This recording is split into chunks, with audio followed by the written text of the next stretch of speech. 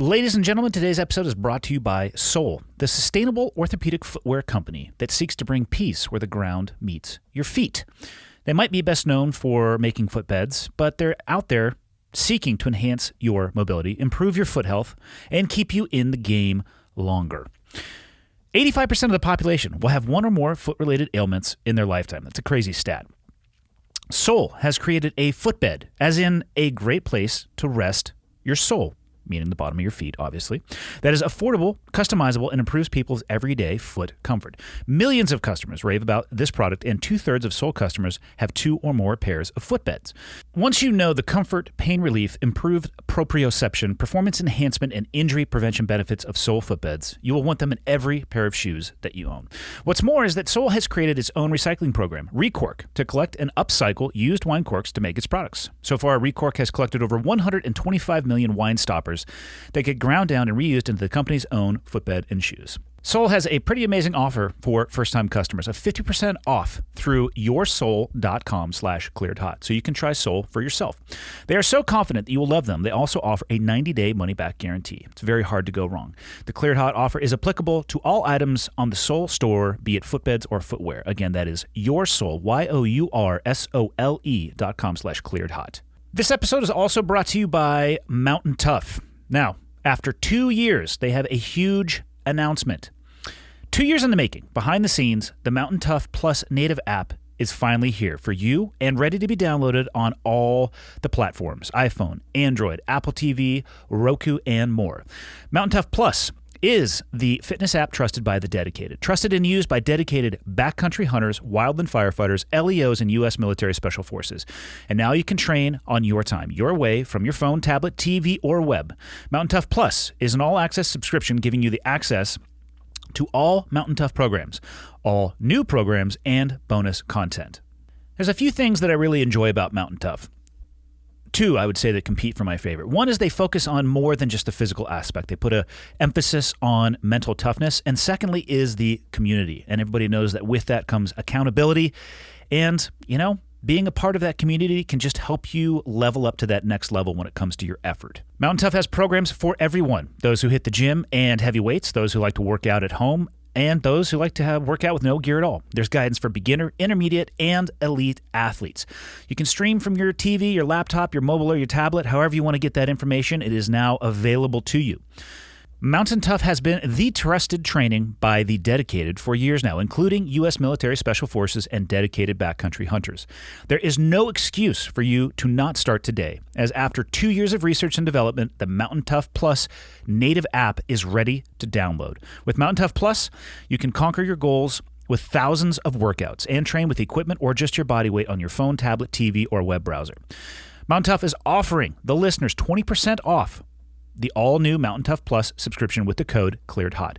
Go to mtntough.com and enter the code ClearedHot to receive 20% off the brand new Mountain Tough Plus subscription. That is mtntough.com and enter code ClearedHot. This episode is brought to you by Grammarly.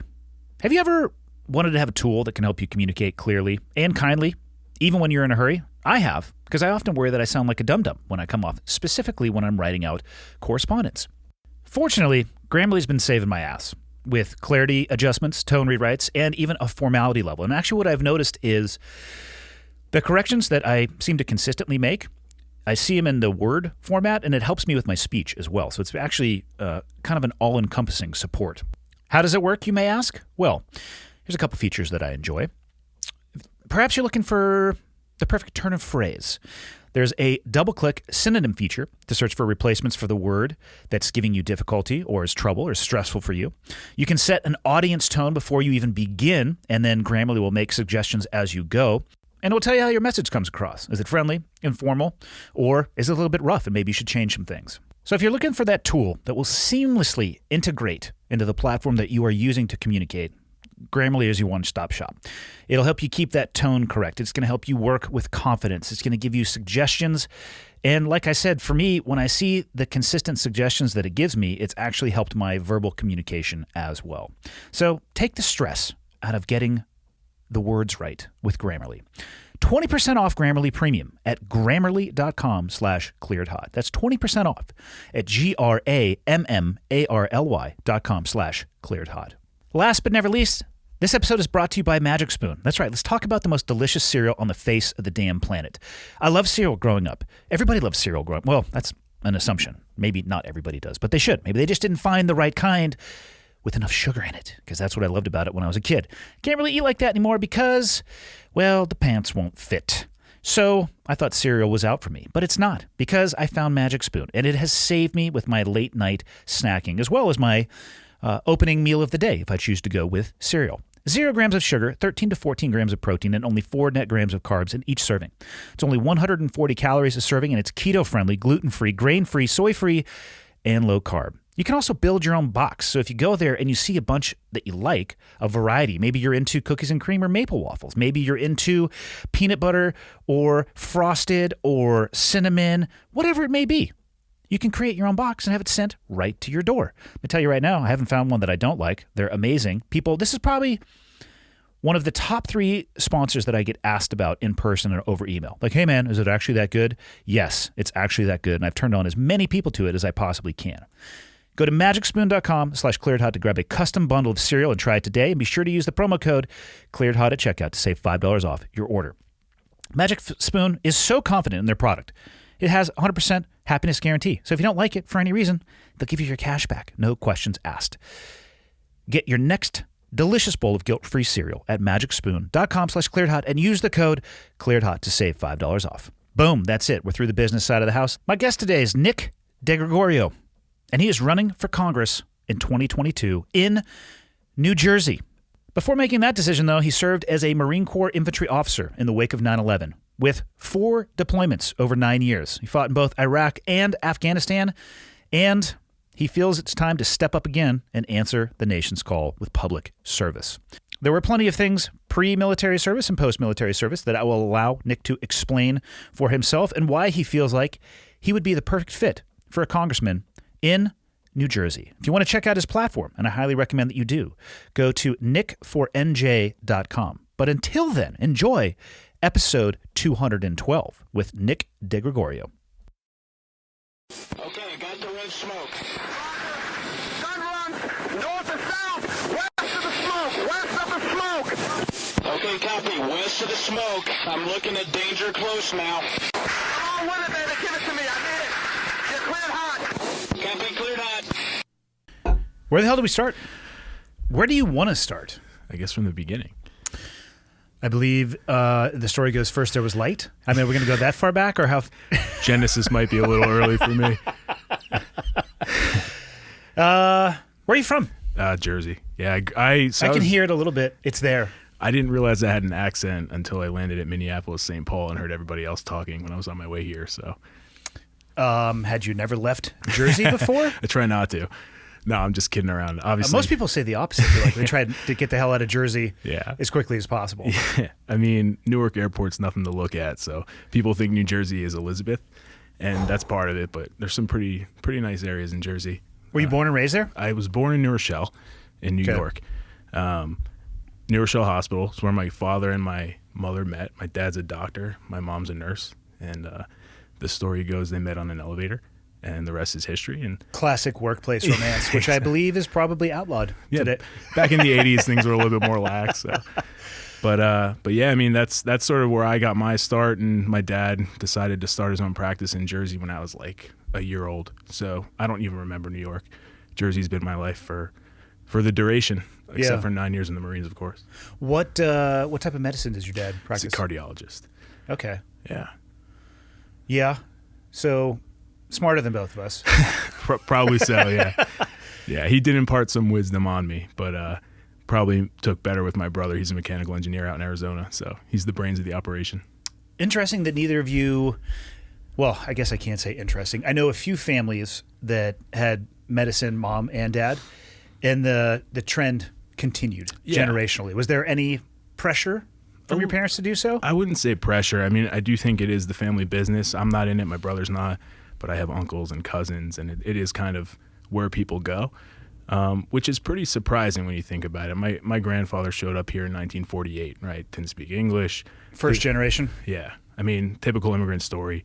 Came from Italy, $20 in his pocket, had a will to figure it out, and did, right? And so he worked at a dye factory up in Haverstraw, New York for years. Learned enough English to join the Army. Ended up out in Germany as a medic with the U.S. Army. And he would go home on like 72s and 96s back to Italy to visit fam. Finds my grandmother. 3 months later, they get married. I guess that's how things were done back then. And I think they call that a shotgun wedding. but it all panned out. I mean, once his time was up in Germany, he ended up coming back with his wife to the United States, and they set about making up an American family, right? And that's what they did. They stayed in Haverstraw. Grandfather went back to the dye factory. Eventually became a postal worker, started delivering mail once he passed that test. And that was the first time in his life where he only had to work one job, one shift. And I guess that's where our story starts.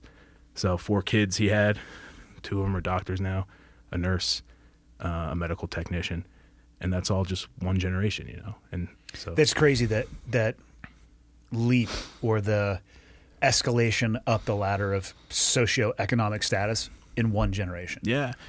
I mean, I don't think that's abnormal, right? I do it think depends on where in the world you're talking about. I think there's places in the world where it's almost impossible. Of course. I mean in America, though. In America, right? I think it's almost, America, in my opinion, one of the things that I love about it is like in the creation of the country is like this rugged independence. And if you bust your ass, anything should be accomplishable.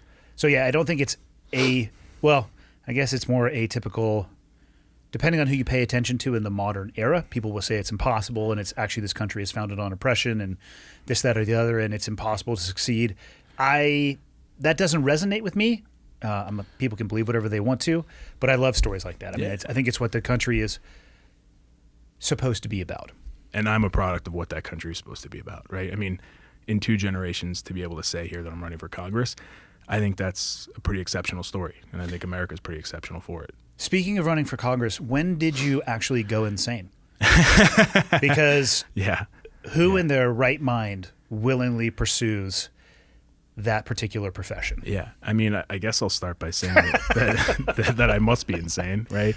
But I don't relish necessarily this idea of a public life, right? And just in a similar way, when you join the military, there's an excitement, right? There's this idea of like, I'm going to serve my country. And that's a huge thing. I want that burden on my shoulders because if not me, then who, right? And I joined the Marines after 9/11, right? I was 16 on 9/11. In living in Jersey. Yeah, 12 miles from Ground Zero.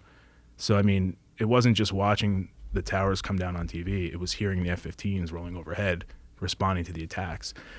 It wasn't just, oh man, this is a dark day. This is a black eye for America. It's our communities have dead people now, right? And we're going to have to deal with that scar tissue for years, and we're still dealing with it. So it's, it's a deeply personal thing. And when I was 16, I saw this all happening. I said, all right, well, I'm going to be joining the military once I'm old enough, and that's exactly what I did. So it's, it's been one heck of a journey. What'd your parents think about you joining the military? Because it sounds like you were the first generation to go into military service. Yeah. So, my grandfather, of course, as I mentioned, correct, Army guy. And then my other grandfather. Second generation. I had to carry the one there. Carry the 1, 2, second generation. My other grandfather was a Marine. Okay.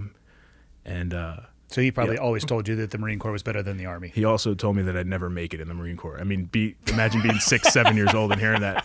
That's some motivation right there. I wonder where he got that philosophy of negative feedback and motivation. I have no idea. But I mean, he used to have his coffee table books out. And, as a little kid, I remember like opening them up and seeing these really cool, fascinating photos of Marines on Iwo Jima or Marines in Vietnam. And, so the idea of military service wasn't just something that popped into my head on 9/11. I think, I'd certainly been primed, if you will. It was experiential in my family. My Army grandfather, didn't talk much about it. It wasn't central to his theme or to his narrative. But my other grandfather, I think the Marine Corps was something he was exceptionally proud of. And so he talked about it a lot. And so that was the dinner table conversation growing up for me. So that's why I decided to join up. Obviously, the events of 9/11 really sort of propelled that and escalated it. For you and many more. Yeah. And to answer your question, I think my parents at first were like, dude, what are you doing? Like, this is a dangerous time to be thinking about this. And we did have a candid conversation, and I joked that I'm like the only 18-year-old that ever listened to their parents. But when I had the SATs that I took had come back, they were decent enough where I knew that I'd be able to go into school to a 4-year college. And I also was a pretty good shot putter. Played football in high school too, but track and field was kind of where my talents really lied. And I was getting recruited, and so they're like, you might squander an opportunity here if you don't try to pursue this. So on one hand, I'm talking to the recruiter. He's coming to my house. Obviously, my parents are a little bit like not loving that. And on the other hand, there's this opportunity to go for 4 years, and maybe learn a little bit about yourself. And they said, why don't you do that? And if it's still something that is ingrained within you and you must serve in the military, then do it. But it's not going anywhere. But this college opportunity might. So I said, all right, fair enough. I think the pull of the NCAA and wanting to compete in athletics was big. And so I think that was ultimately why I decided to do that. But pretty much as soon as I got back on campus at Bucknell University is where I went, I contacted the Marine Corps selection officer, and started that process right away. So you actually became a Marine Corps officer? Yeah. I did my OCS in the summertime. Yep. And then when I graduated in 2007, I was commissioned as second lieutenant. And went to basic school in Quantico, Virginia. TBS. A forgettable experience. I'm not allowed to say that, but you are. Yeah.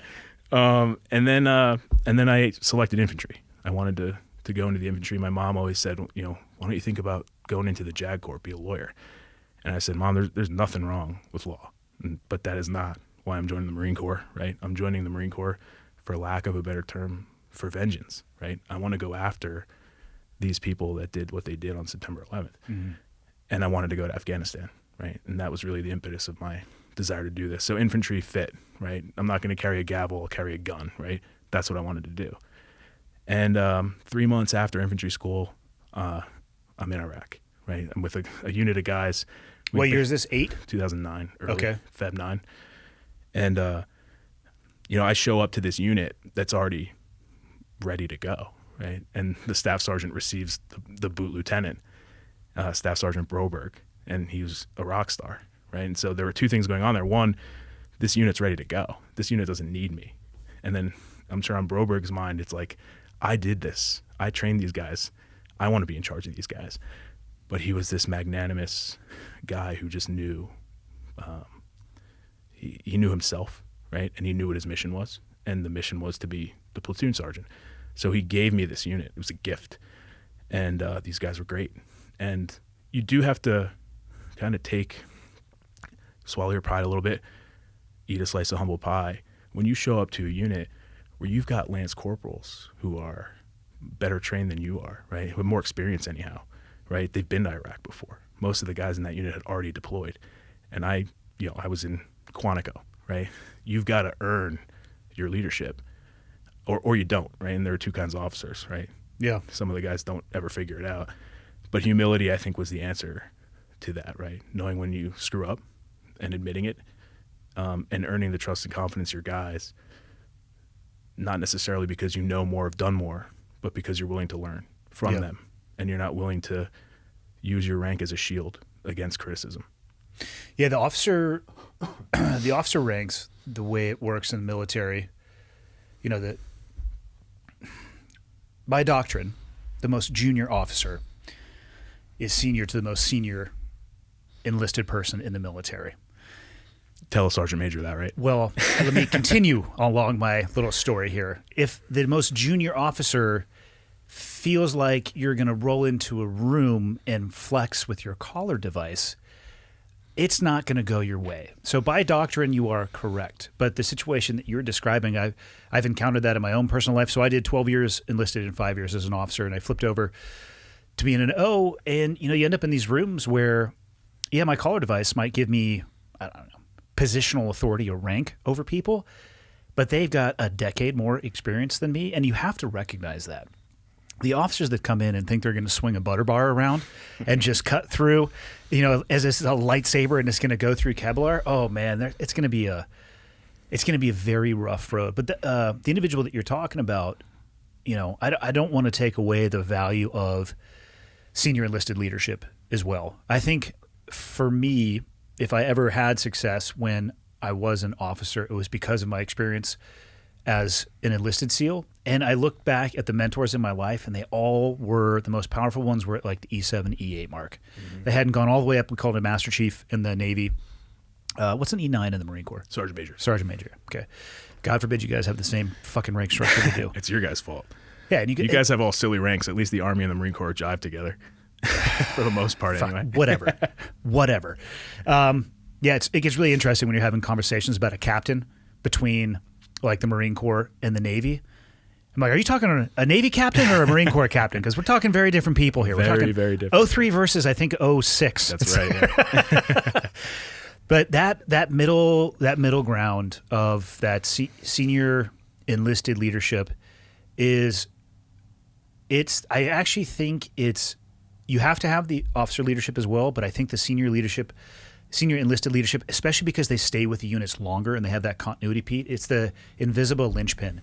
And I don't think that their influence and weight should ever be unrecognized. And oftentimes I think it is, especially from those officers who think that they're going to come in with a butter bar, lightsaber, and slice and dice. And it's just, it doesn't go their way. No. And I think in previous conversations that you've had with people, you talk a lot about how these frontline tip of the spear units, right, can't exist, can't survive, can't succeed without the 90% tail, right? Like, yeah.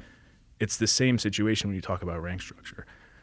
An officer's power and privilege is derived from good people who are willing to follow that guy or that woman, right? Without that, you are nothing, and you're not going to be a successful officer. You're just not going to be a successful leader. You're not going to be successful in anything if you can't get buy-in with people. Yeah.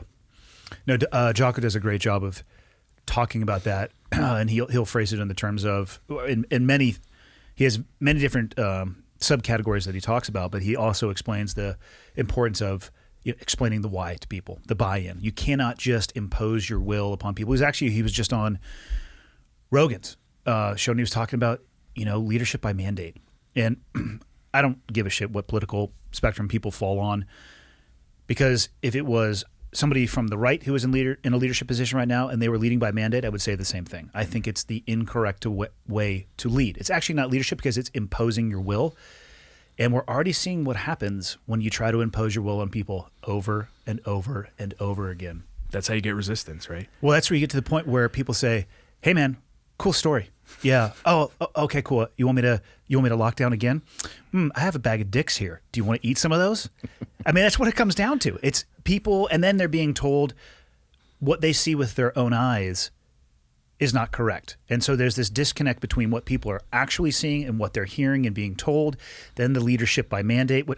That's not correct to even phrase it like that.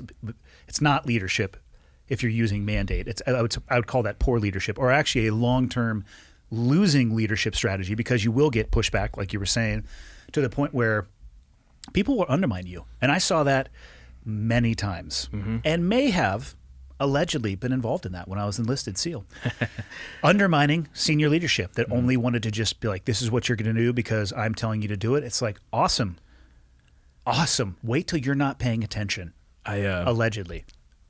I shouldn't tell you this story. I'm going to anyway. First off, if you ever start a sentence with, "I shouldn't tell you this story," you have to finish it. Yeah, I'm gonna, I promise. So I was on a MEU, Marine Expeditionary Unit. For those who are listening, don't know what that is. It's basically sort of a 911 force that floats around in an ocean and can respond to anything from a humanitarian crisis where you need to hand blankets out to a full-scale conventional war. And it requires a lot of unity and buy-in between the Navy, who are running these ships, and the Marines who are on these ships, who are going to go leave the ships to go do those missions. And it's like, you oftentimes hear these horror stories of the Navy and the Marines just not getting along. And I was fortunate enough initially to be on a ship, the Harper's Ferry, where the command really appreciated that we were there, and in turn, we really appreciated them being there and doing everything that they did for us. And there was this just phenomenal friendship that we were able to forge. And then we had to dry dock that ship. We ended up on some other ship. I won't say the name of it to get anybody in trouble. I feel like this is where the story changes. And they hated us. I mean, they sat us down and they were like, "You will not do this. You will not do that." And they didn't even give us a chance to be part of a team. Right? It was hierarchical. And so I saw many times some of my Marines flipping some switches and touching things on the ship that maybe they shouldn't have. And you get what you pay for, right? If you're willing to take the time to foster leaders, if you're willing to take the time to be a good dude, right? You can get a lot done. You catch more flies with honey than you do with vinegar. And I feel like it's crazy that there are people, whether it's in the military or in politics or anywhere, that don't understand that lesson. Yeah. But it's repeated over and over and over again. Yeah, I'd be curious to see where the current administration, what their strategy will change to when the mandate full court press becomes less and less effective. I don't know what they will escalate to next. I don't even know what's available, honestly, in their suite of options. But I see it every time that they push forward with that. I see it based off of what I just see people doing and hear what they're saying. I see it being less and less and less effective. Yeah, I mean, I guess we'll have to wait and see, right? I have no idea what's going to come. What I can tell you that this is a nation that's been founded on liberty. This is a nation that takes its rights very seriously, and that paid for these rights with blood and a lot of treasure over the course of the 200 plus years that we've been a country, right? That isn't something that we should just forego for safety. I think that there is a balance of liberty and safety that our population needs to be able to sustain, and I don't think we should go all the way for one, all the way for another. I think that we've got to identify a place where everyone enjoys the liberties that they fought for with blood and treasure, and maintain a society that is obviously safe as well. That seems far too reasonable. There's no way that that's ever actually going to come into being. What was your experience like in Iraq on that first deployment? Pretty quiet. I mean, that was 2009, right? So in 2007, you had the Anbar Awakening, which I think really changed the tide of the war. You had all these local leaders buying in, sheikhs, imams, mullahs, saying to themselves, actually, this whole idea that the American government through the military wants to offer us is a hell of a lot better than being dominated by Al-Qaeda. And so you had a couple of years from the Anbar Awakening to where we were in 2009. And we were up in Nineveh province. I had 28 Marines. I had 4 light armored reconnaissance vehicles. I was with 3rd Light Armored Reconnaissance Battalion, the Wolf Pack. It's actually a great unit, great guys. I still stay in touch with a lot of them. And our job was economy of force, right? We were on the border with Syria, and it was our mission to interdict, right? To prevent weapons and foreign fighters from crossing, to be able to get to the major cities, to wound or kill Americans or Iraqis. And so pretty much every night we would get ready for the circus, and people would try to jump over the border. Now, you had this economic dynamic, though, that you had to sort of separate out from the possibility of these harmful people coming. In Syria, at least back then, there were no taxes on cigarettes, and in Iraq there were. So there was an arbitrage opportunity for people to cross the border, come back, sell these Syrian cigarettes at Iraqi prices, and make a couple of bucks. And we didn't care too much about that, right? Like, that wasn't why we were there. I wasn't there to figure out that economic problem. I was there to make sure that people weren't getting killed. So my guys and I would, anytime we saw that, we'd, be on your way, right? We'd search the cargo, and, fortunately, most of the time, that's who we were dealing with. But then you also had these cases where you find weapons. You have these cases where you find guys who don't have papers. You take their biometric data, you hand them over to the Iraqi police, and they go and they do whatever they need to do. And that was our job, right? And it wasn't terribly glamorous all the time. In Iraq in the summertime, it gets pretty hot. So if you're working nights and then you're sleeping in the daytime, and we were out 2 weeks at a time, we wouldn't go back to base on a regular basis. They'd drop us water if we needed it from CH-53 helicopters. So, trying to sleep in the daytime and work at night when it's 100 plus degrees out, you get pretty tired pretty quick. So I think that deployment was challenging in the sense that there were physical elements that required us to do some pretty physically demanding things. But I mean, there were a couple of pot shots here and there, but it wasn't terribly violent, right? Because 2 years after the Anbar Awakening, we actually saw that this was a country that was on the mend. And there were people who were talking, Iraqi people, talking about, oh, when this war ends soon, I will do this, I will do that. And I remember we built this 50-foot long bridge to cross a wadi. And it helped this town out tremendously because it got them to be able to go to the market. They could do a 2-hour drive and back to the market rather than an all-day thing trying to go around this wadi. So they were really psyched about it. They were really happy about it. And I remember thinking to myself, wow, wouldn't it be cool in 10 or 20 or 30 years, when this war is over and when, Iraqi democracy has sort of stabilized and taken root, that I could bring my family to see this bridge that I'm so proud that I was able to help create. And I mean, 2 years later, what a laugh, right? Like in hindsight, what a joke that was. But at the time, it wasn't a joke. At the time, we really thought that we had done some great things. Yeah. And it's sad, right? Because I think 2 years later, obviously we leave. Within a year of that, you get ISIS. You know, America does a really good job of pretending that problems don't exist in places where they're not at or they're not looking at. The reality is problems exist all over the world, and we can either meet them or we can ignore them. And with respect to ISIS, I feel like a political choice, right? I'll be critical of the Obama White House. This political promise that Obama made, right, to leave Iraq, right? This was the promise that he made. Now all of a sudden leads to something far worse, right? And we go back, we commit blood and treasure to that. And I think that this is a telltale sign, and perhaps a story of warning for what just happened in Afghanistan, right? It's not too far removed. It's the global war on terror. It's the same guys who are fighting in Iraq, now fighting in Afghanistan, and we're making the same mistakes. And it's not the warfighter, right? It's the politician, and that's a huge problem. Yeah, it is a huge problem for sure. So you did multiple deployments. So where did your career go after your Iraq deployment? Because you ended up over in Afghanistan, right? Which is where you originally wanted to go. And that was a struggle to get there. I'll tell you that story. So after Swing Iraq, that mic just a touch closer. Yeah, sure thing. There you go. So after Iraq, I ended up getting sent to that MU that I was telling you about, the Marine Expeditionary Unit, and that was great. I was happy. I learned a lot. You know, if you're a Marine, amphibious operations are a huge skill set that you're supposed to learn and you're supposed to be able to employ in a littoral environment. It's the same thing as in the Army with airborne, right? Yep. You know, guys who jump from airplanes, from helicopters, being able to jump in and fight a war from the air. We're supposed to be able to fight a war from the sea. So it was a great experience. I was all throughout the Pacific. You know, I was in Singapore and Guam, the Philippines, etc. But one of the things that bothered me is once I was detached from 3rd LAR and sent to this MU, 3rd LAR ended up going to Afghanistan, and I was crushed. And I was like, man, that's why I decided on 9/11 that I wanted to serve. That was my opportunity. I was so bummed. So that was a 7-month deployment that I was on for the MU. About month 5, 6, we get back, right? We get back to shore, we're off the boats, and we're figuring out like transition. How do we get our guys back to the States? And I start thinking like, is there a way for me to sort of like finagle my way to my old unit? So I sent an email to the S3, to the operations officer, and he was my company commander in Iraq, and we were very close. We're still close. His name's Oscar Rodriguez. And I say, sir, this might be like a crazy pitch, but do you need anybody in Afghanistan? Can I like transition from the Pacific? Can I come over? And a day or two later, he responds, he's like, we might be able to make something happen. I'll let you know. And it turned out that they were able to find something for me and that they wanted me to come. I was going to be a platoon commander there. And he said, like, do you want it? I was like, yes, sign me up.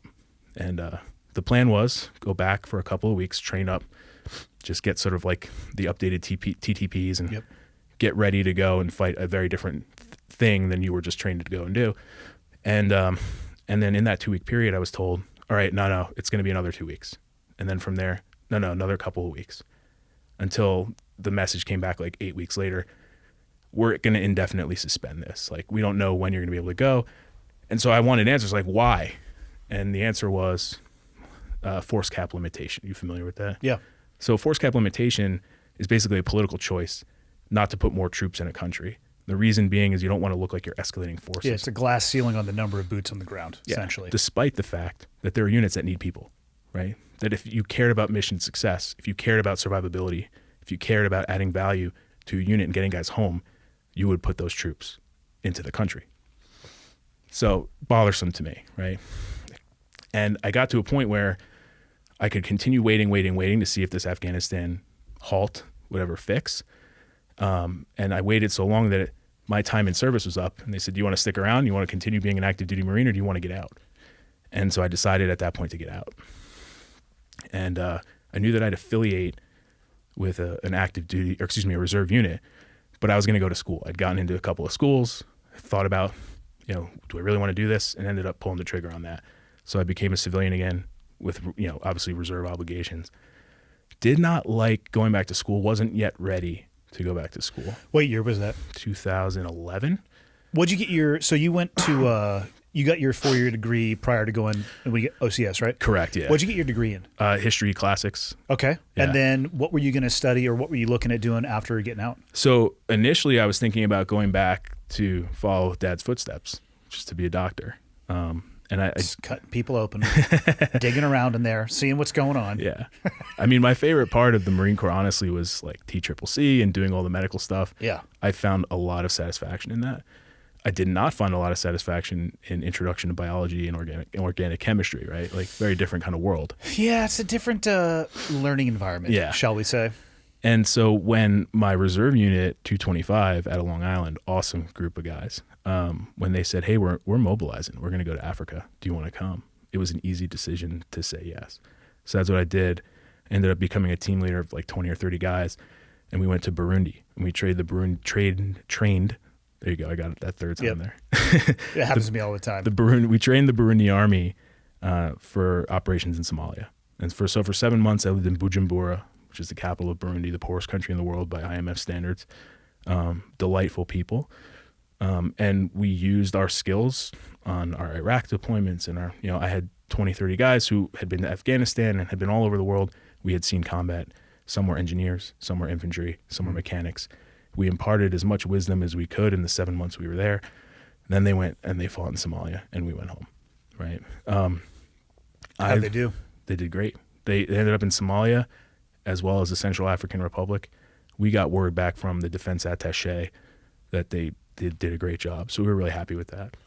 But, month 6, 7, here I am, just like the last time, thinking to myself, how can I finagle my way to Afghanistan? I have yet to go to Afghanistan. And you're probably in 03 at this point? I'm a captain in 03, yeah.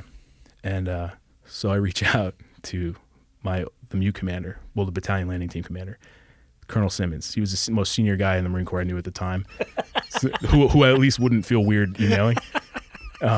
And so I'm like, sir, you got anything? Like, I got juice in the tank. I want to go to Afghanistan. I'm sure everybody else does too. But you got anything for me? Or do you know somebody who at least could like help me along this path? And he emails me back. He's like, you're the luckiest boy in America. He's like, not only do I have a space that showed up yesterday over my desk, I'm also like at Manpower right now, which is human resources in the military. Like he had a 2-year tour there before he went back to the Fleet Marine Forces. So he's like, I can make this happen. You have a week to tell me if you want to do it. And I was like, well, what is it? He said, it's this program called AFPAC Hands. You familiar with it? No. It's kind of a weird name for a unit, right? It is. So AFPAC Hands was created like mid-2000s. The idea was, all right, our idea of counterinsurgency is to embed with people, right, and to do good things and to make them realize that our mission, our goals are their goals too. But we don't spend a long enough time with them, right? Every 7 or 12 months, you get a new, like an Afghan guy will get a new guy who's in charge, a new American. How do you foster long-term relationships in 7-month increments, right? You can't. Especially in that culture. They tell time differently, as you know. Absolutely. So, what they wanted to do, the intent initially of AFPAC Hands was like longer durations in country, years even if necessary, and travel by yourself, learn Pashto, learn culture, be able to sort of navigate roads on your own if you have to. Like, don't be affiliated with a unit of a bunch of guys who look like stormtroopers. Go and be amongst the people. And that program, by the time I showed up to it, got watered down many years later. Too risky, operational risk matrix. Like, just people freaked out. They didn't want to do that. They were worried that people were going to get their heads cut off on TV, right? Awful. But so this program, which is possible. Oh yeah, but I also think, one might argue, in order to win a war in Afghanistan, that might be required for us to go and be as bold as to go out there and put people out there. Well, there's a difference between risking and gambling, as I'm sure you would agree. Agreed. And you mentioned ORM. Oh my God. Whew, if I could went the rest of my life without hearing the term ORM, which for every mission that we've ever done, on the very first slide, it has the associated risk with it. But we spend so much time, first off, identifying, assessing, mitigating, and then what's the residual risk at the end of it. I'd basically, in 2 seconds, described a process that takes fucking hours, if not days. But the reason that you do that is I'm willing to accept risk for myself and for the lives of others, but I'm not willing to gamble. specifically with the lives of other people. I don't know about you, but when I found myself in leadership positions, I worried far more about the people that I was with than myself, actually. What would keep me up at night was not the thought of something happening to me. It would be the thought of something happening to somebody else, especially if it was tied to a failure on my part, whether it's in judgment, decision, or action. Mm-hmm. But ORM, I mean, that might be a risk that would be required. Yeah, I would argue that it was. And I would argue that the watering down of that program was probably not a good thing for the U.S. military strategic mission. What does AFPAC HANDS stand for? That is a crazy one.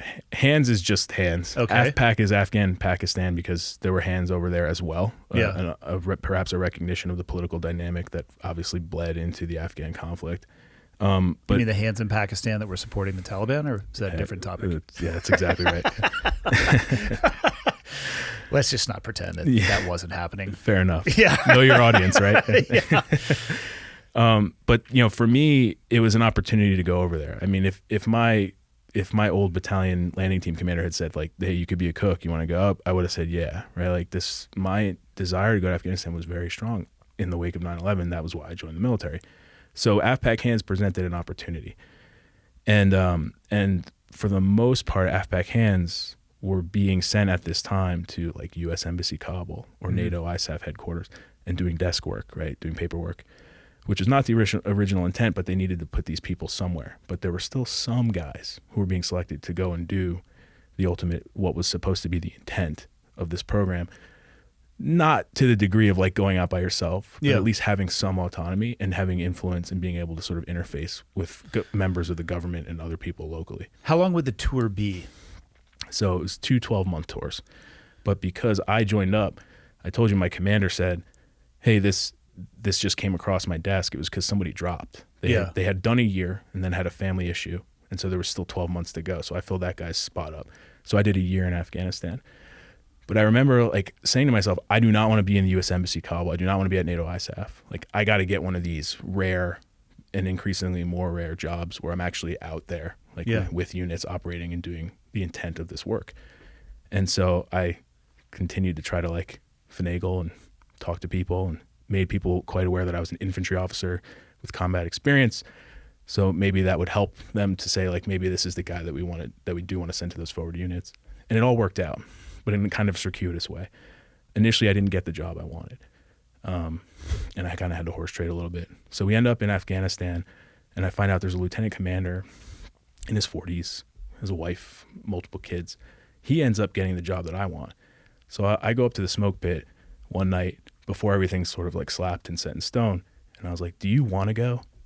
Do you want to be the PAT in Kunar, Nangarhar province, the provincial augmentation team leader? Mm-hmm. And he said, why? And I was like, because I do. Like, I want to go out. Kunar and Nangarhar are obviously rough neighborhoods. Yeah, they are. For people unfamiliar, it's right on the border with Pakistan. Kunar is where Operation Red Wings occurred. The lone survivor. There's Asadabad, Jalalabad. It is a gnarly section. Actually, Restrepo didn't occur in Kunar. Or did Kunar. Okay, and actually, I would point people at the documentary Restrepo, because what you're talking about, maybe it's lost on people, or maybe they don't know who haven't experienced it, especially up in Kunar. There's a lot of FOBs, or forward operating bases, or what's the word for something that's even smaller? Just combat outpost. So you're partnered with people, and on the NAVSPEC war side of the house, probably going to be 6, 8, maybe 10 months maximum. And you rotate out. And so the people that you're working with and the elders of the villages, they're constantly seeing new faces. And it happens in Restrepo. You can see the shift in leadership, and they go back and they're having conversations that have been had multiple times. I had a guy on the show who wrote a book, The Most Dangerous Place, and it was about not necessarily Kunar, but that area. And it talked about how multiple units would roll through, and they wouldn't even, like, the knowledge of why a piece of equipment was there and what it was used for was lost 2 generations after it was placed there. And so you can think about that with the same, and through the same lens of the relationships. So just imagine, for people listening, and the point in all this is try to emphasize the importance, especially in that culture, of continuity. Like they tell time generationally, and the constant shifting of the new person who is telling them something that was told to them 3 new people ago, but then is going to be reneged upon. It's very disruptive, and it's very similar to imposing your will via mandate. Eventually, at some point, people just turn it off. They're like, whatever, man. We're going to do whatever the fuck we want to do. And the only consistent people around here are actually the Taliban. So you know what? The next time that they're putting rockets in the ground or they're burying something, getting ready to lob it in on you, we're not going to say shit. Yeah. So I understand, and I was trying to explain the importance of that role of having somebody there longer so it's the same face. The unit might rip out, but that individual is there, so there's that continuity. Yeah. There's an Afghan proverb, you have the watches, we have the time, right? Yeah. And I mean, I think that's the definitive end of what happened with us in Afghanistan, right? And the fact that we left, and all they had to do was just let us keep looking at our watches and wait us out. But I mean, this job that I was horse trading, right? This was going to be out in some pretty tough neighborhoods, and that's what I wanted. I was a young captain. This guy was a lieutenant commander, 20 years old, my senior, maybe a little bit less, but roughly. And had different things going on in his life. He had family back home. I did not. I was a single guy at the time. And so I said, look, I'm going to end up at this desk job. Like, I'm going to end up in Mazar Sharif, and I don't know, doing God knows what. And I want to be out with the Green Berets that you're going to be assigned to, actually going and talking to people and influencing, positive change in these rough places. Would you consider changing? He's like, yeah, it's no problem. I think we ended up kind of having a mutual, we were to our mutual benefit. Yeah. We traded. And there was no issue with the command. They slapped the table on it. We talked to the boss the next day, and everything was good. So that's when I ended up going out there. And I ended up in, have you been out that way? Oh, I have. Okay. It's awesome for hikes. It's not steep terrain at all. Yeah, right. Very flat. It's like, average golf course. No, it's some of the most inhospitable terrain from like a vertical perspective. What is shocking to me is how they can build these little hamlets and villages and houses like terraced into the sides of these mountains. One good earthquake, they're fucking gone. Just like sliding right off. Yeah, a lot of these houses are just rocks stacked on rocks with no mortar of any kind. Yeah. Yeah, you know how long it takes to do that? I know. It's incredible. Yeah, my dad was a block and brick mason. I've stacked a lot of shit. Not like that, but I was just thinking in my head, I'm like, oh man, that's a long time stacking that stuff. You ever see Forrest Gump? Who hasn't seen Forrest Gump? Yeah, I figured. Yeah. Remember when him and Forrest and Bubba, they land in Vietnam and it's like a big barbecue? Yep. So I talking to Lieutenant Dan on the shitter? Yeah, talking about wearing socks and whatever. Yeah. But great movie, and very much sort of a parallel that I can make to when I showed up to this Green Beret unit, right? Like here I am, a Marine, right? We don't do anything wrong, right? We're supposed to, you blouse your boots, you get a haircut every week, and you shave your damn face, and then I show up and it's like somebody's playing Sugar Pie Honey Bunch, drinking a Coors Light. I didn't say that. No one was drinking Coors Lights. Yeah, there wasn't a razor to be seen. Just basically Vikings walking around. Yeah, but I mean, it was like a bit of a culture shock, right? Yeah. Because it's like, here are some dudes who can be given conventional to unconventional. Exactly. It can be jarring. Exactly. And I don't say it in a negative way. I embraced it. I thought it was great because you've got these guys who can handle that responsibility for the most part, right? Like you've got these individuals who are big boys. They're adults, right? And they know what they need to do on a daily basis, and they do it in an excellent way. It's a very different world from getting an 18-year-old in a boot drop in the Marine Corps and having to train that guy to be, you were a senior in high school a few months ago. Yeah. Now you need to go and learn how to destroy the enemy. So a very different world, and a very cool world, very exciting, and very fortunate on my part that I was able to experience that sort of from the inside, right? And just to see how remarkable these guys are at what they do. So I show up in Nangarhar. This is February of 2014. It's like a couple days after Valentine's Day. I don't know why I remember that. But I end up at Fob Dwyer. I camped, at Camp Dyer, and I get introduced to these guys. And initially it's like, I'm almost similar to like earning the trust of your Marines when you show up to a unit. These guys didn't want anything to do with me, right? Who's this guy showing up in country, wants to go out with us? He could be a liability. So you have to earn your stripes. So that started with like sweeping hallways. That started with, creating content that was valuable to them. Oh, this guy has half a brain and this is useful to us. Oh, this guy speaks a little bit of Pashto. Let's bring him in to the next meeting and he can let us know, like, when they confer amongst themselves, like, what they're saying. Yeah.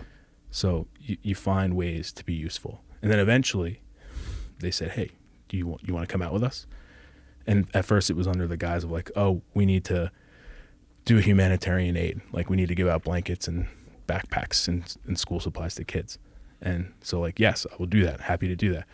And then eventually it turned into, do you want to sit in on this ambush with us? Like, do you want to come out with us? I was going to say, you're huge. I would give you a saw and a lot of rounds. I'll do you one better. I got a 240. So 240 is a varsity level belt-fed weapon that can fucking rain down some heat. I would still give you an incredible amount of rounds for you to carry, though, because you are huge. I will one day get another tattoo, and it will be a 240 somewhere. I don't know where, but that's the next one. I'd go on your penis. I'm not even going to touch that one with a 10-foot pole, man. I don't know why that seems to be the best spot, but then you could give it like a nickname, Fire Dragon or whatever. I don't know. We should probably change the topic. Yeah, we'll talk about that some other time, I guess.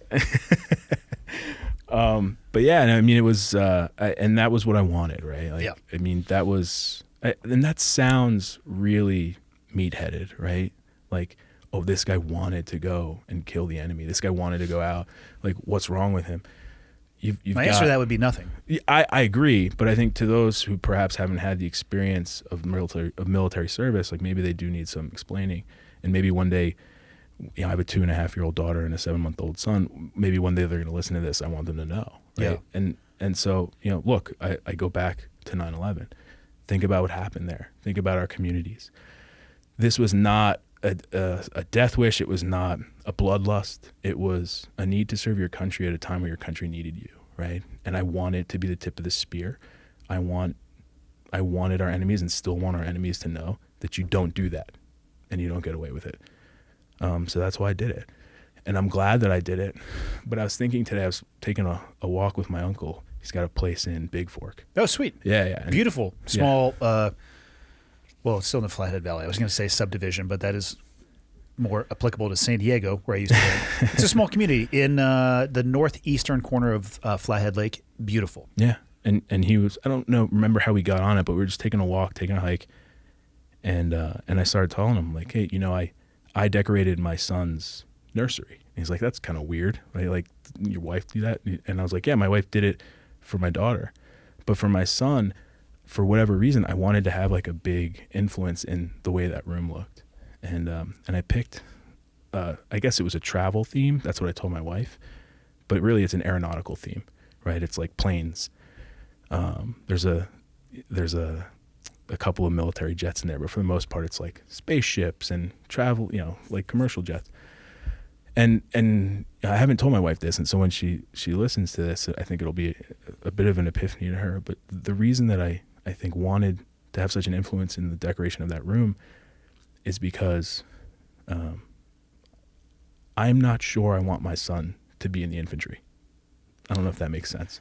It makes sense. You know what you were saying about the desire to go and be on the front leading edge. I'll describe it as that. There are quite a few people that would say that that's really abnormal. And to me, the desire to not want to do that is abnormal, but I think you and I, the point in all that is, I can respect people's desire to want to avoid that at all costs, as long as they can respect my desire to be the one that actually goes and pursues that. Because it's the same thing. It's not a bloodlust. It's a desire. I mean, I knew I wanted to be in the military since I was 11, and I still struggle to articulate exactly why. But I'd land somewhere near, it was a desire to want to do something that mattered, that had an impact. I joined in 96, so pre 9/11. It was very conceptual until 9/11, and then became very practical. But when it did become practical, I didn't want to outsource that to anybody else. I wanted to be the person to go do that. And I have no issue with somebody saying, man, I don't think I ever could, and I just don't want to. I can respect that as long as you can respect my desire, because we need both and everything in between as well. Yeah, I'm with you. And I need to clarify my comment. Like, it's not that I don't want my son to serve in the military. I'm agnostic to whether he wants to or not. I'm going to be proud of him no matter what he chooses he wants to do. Same with my daughter. If he decides he wants to go to West Point or the Naval Academy, great. But I do sort of, and I guess it's selfish, in a subconscious way, want to guide him away from some of the horrific shit that we saw, right? When I started having kids, it was post 9/11, and I would have conversations with the guys that I was working with, and then also spend just kind of a lot of time in my own head thinking about it. I wanted to finish what we were involved with so they would not have to pick up the pieces. Yeah. I don't want my kids to have the experiences that I did. And having said that, the experiences that I did shaped the human being that I am today. Mm-hmm. I don't think you and I would be sitting at this table if I didn't have those experiences. But I would rather that my children find ways to have similar experiences absent the environment and the things that we saw and sometimes were asked to do. I agree with you on that for sure. There's other ways to get there, and I want them to find them that way, but I also wouldn't try to talk them out of it. All three of my kids, though, have expressed zero desire to join the military. Yeah. I mean, I remember having that discussion with my dad, in addition to what we talked about in high school. And when I finally decided, yes, I'm going to pursue this, there was a sense of, I was worried. I was a young guy. I was worried that my father would not approve, right? Like, not having the approval of your loved ones, that's a tough thing. And so I remember, like, in tears on the phone with him saying, well, if I do this, will you still be proud of me, Dad? And I'm like struggling not to shed a tear right now. And he said, I'll always be proud of you, right? And I want my kids to know that too. Like, if my son Luca at 18 says, I'm enlisting, then God bless you. And I will be with you. However, let me go to the recruiter with you so they don't sell you a bill of bullshit. That's true, yeah. Take Dad, and Dad's going to be like, hey, what's up, fucker? Yeah. You can take all that bullshit you're about to promise. This is what my kid's going to do. He's going to get an enlistment bonus and da-da-da-da-da. You would be, as would I, the recruiter's absolute worst nightmare.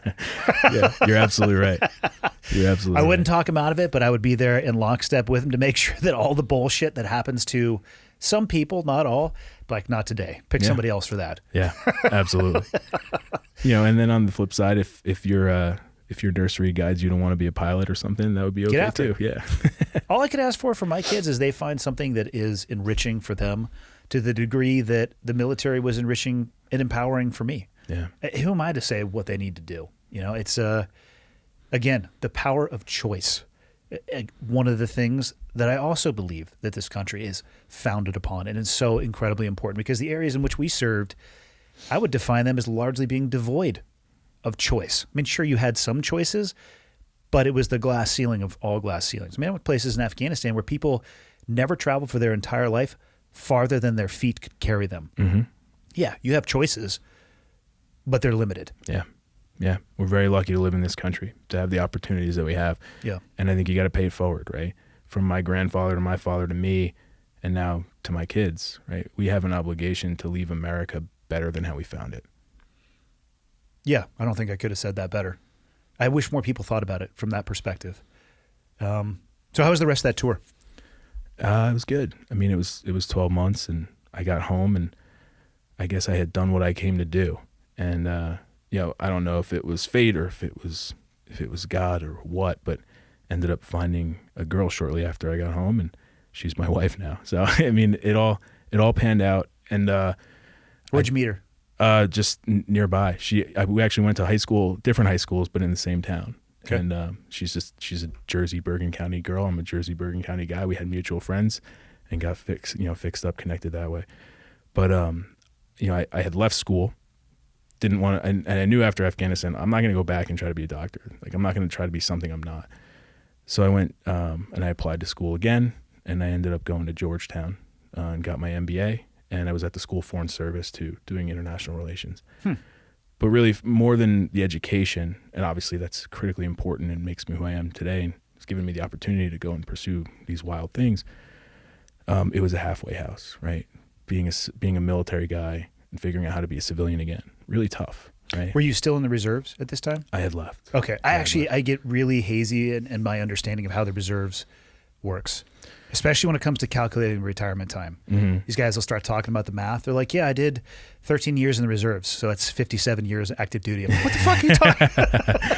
I didn't. It's a little weird for me. I didn't stick around nearly long enough to have to do that mental math, right? Like some of these guys who retire, I guess their pay kicks in at 60. Yeah, it gets crazy. Yeah, I just like, I'm the world's worst officer when it comes to admin. I just didn't even think about that stuff. I can deeply respect that. I also would rate myself very low in a fit rep when it came to admin abilities. Yeah, and I wear that with pride. Yeah, as do I. I wasn't here for that. Yeah, but you know, I ended up at school, and I'm glad that I didn't try to like shove myself into corporate America or like try to go do some job, because I actually really struggled the first year of like getting normal again. What were if you can think back on it, where were the places or the touch points where you noticed that you were struggling? The big one was this idea, not being able to disassociate myself, that failure isn't always the highest stakes thing. Failure is not always going to get somebody killed. And the Marine Corps does a really good job of training and getting ready for war, but the mental toll that takes on you as an officer, right? And saying like, hey, the littlest mistake that you make could have the biggest effect. It could literally kill somebody. The constant hanging guillotine. Exactly. And so I brought that with me to school, right? I brought that with me because that was my entire adult life, right? And so I failed or did poorly on some quiz early on in the MBA program. And, I went home and I sobbed because I couldn't disassociate this reality that the stakes were not that low from my former reality, which is like everything could get you killed, everything. And I went and spoke to somebody, right? I think it's important that vets talk about this, right? Like, let's not hide in the darkness, right? I went and spoke to a health professional at Georgetown and had like 3 or 4 sessions. And, eventually he said, like, I don't think you have anything serious going on. I don't think you need like prolonged medical attention or care. You just need someone to talk to, man, right? He's like, you need to find your people. And at Georgetown, there's tons of vets, right? It's a very vet-friendly school. So I took a bigger role in like the veteran organizations and started like going out for drinks with those guys or going to dinner with those guys. And that's what I needed, right? Did you find that a lot of them were working their way through the same things? Yeah. And there are cases where PTS is horrific, right? Yeah. Of course. And we have friends who have dealt with that and continue to deal with it. Perhaps we'll deal with it forever. And probably have friends too where it won. Yeah. Many. Yeah. But for those of us, I think perhaps most people get it, and there's a spectrum, right? Some get a very small amount of it, some get an inordinate amount of it. I was fortunate to be on the prior part of that, like the lower end of the spectrum. I think a lot of my peers were as well. And so just the ability to sort of have fellowship, right, with these people, talk through it. And then the next time I failed the quiz, it was okay, right? It was fine. It was less bad. What are you doing failing quizzes? How did I graduate? What kind of quizzes are we talking about here? Really hard quizzes. But like, it got incrementally better until it wasn't an issue, right? Until you realize like I could like sleep through the day, sleep through a test, and like everyone's alive and everyone's happy and my family is doing great. Yeah, I think you're really accurately describing the recalibration of the stress release valve. It's what you are describing about the constant, like if you're 5 minutes late, everybody just died. If you are, if this paperwork isn't filled out correctly, let me lay out the breadcrumbs to everybody dying. That has a weight and a burden over time, and it absolutely will infect the way that you think. And just because you switch one day from being in the reserves or active duty to not, don't think that stress is coming out. We'll use like scuba bottle as an analogy. If you don't find a way to crack open the manifold and slowly release some of that, what I have found is that it will release itself at some point in time, which is not optimal for your own life or society in general. Yeah. And it takes time. Yeah. I think it took me, some people would still likely argue that I need to relax even more. But my wife would tell that same about me, yeah. But I think it took me 2 to 3 years to really chill out a little bit, and it is still something that I struggle with. One of the biggest negatives that I think I took with me from my SEAL career was also the biggest positive, and that was just that unwillingness to quit. It can be taken too far. If you go down the wrong path with that mentality, you will grind yourself into pieces. And it makes complete, total, and utter sense in the context of doing that job.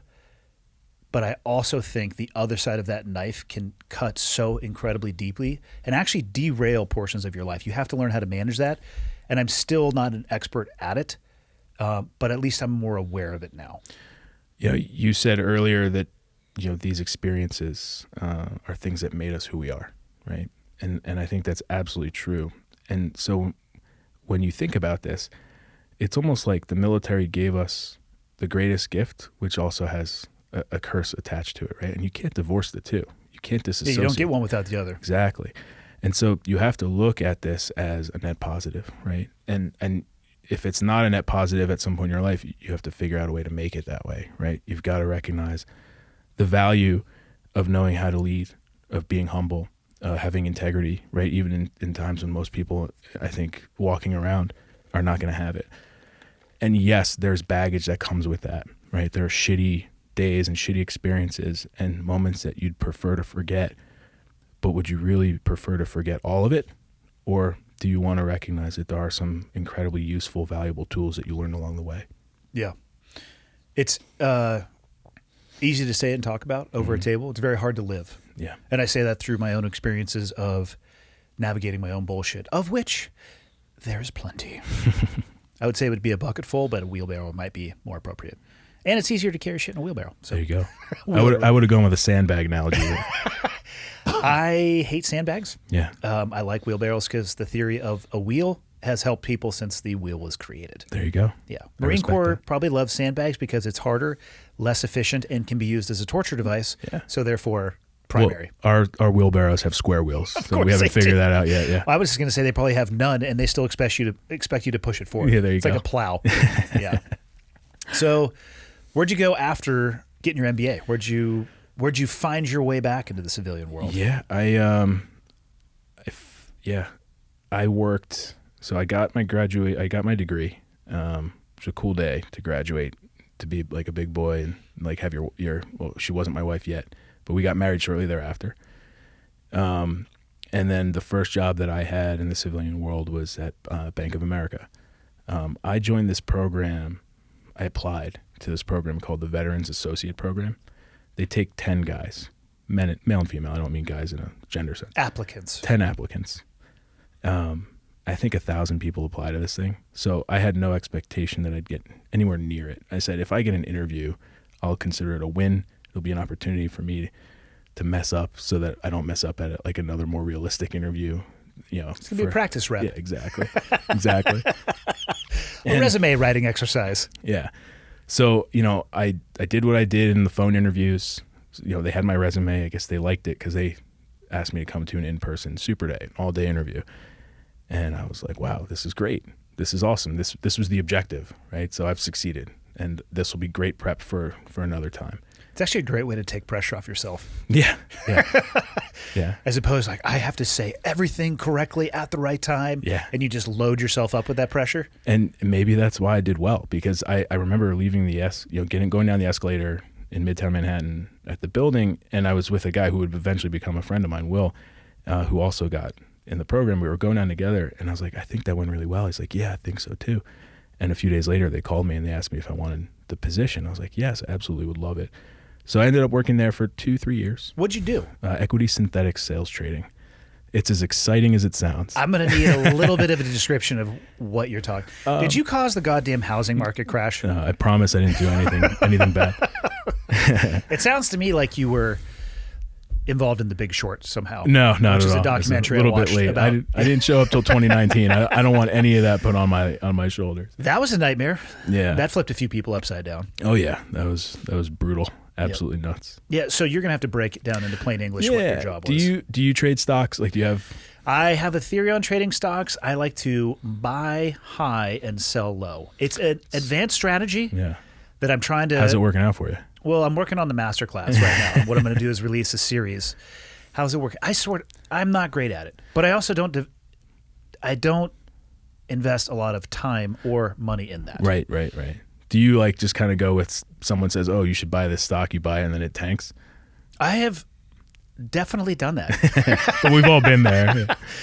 Yeah. So, but I don't know where to look for the right information. Yeah. Everybody's full of shit. When in doubt, just buy the S&P, man. Like buy VOO, VOO. This is not financial advice, by the way. I'm not offering financial advice. Nice disclaimer. But yeah, I mean, my job was trading stocks, but not the actual stock itself. Like you and I might trade on like a Fidelity account or something like that. That's called cash sales in this world. Synthetics are derivative products, right? So like, let's say you wanted to own Apple, but you didn't really want to own it. You could buy it from the bank who owns it, and we would pass on the economics and all of the benefit or decline to you, and you would give us a rate. Like you would pay interest on the fact that we're lending our stock to you effectively, right? Why? Why would anybody create this system? There are a few reasons.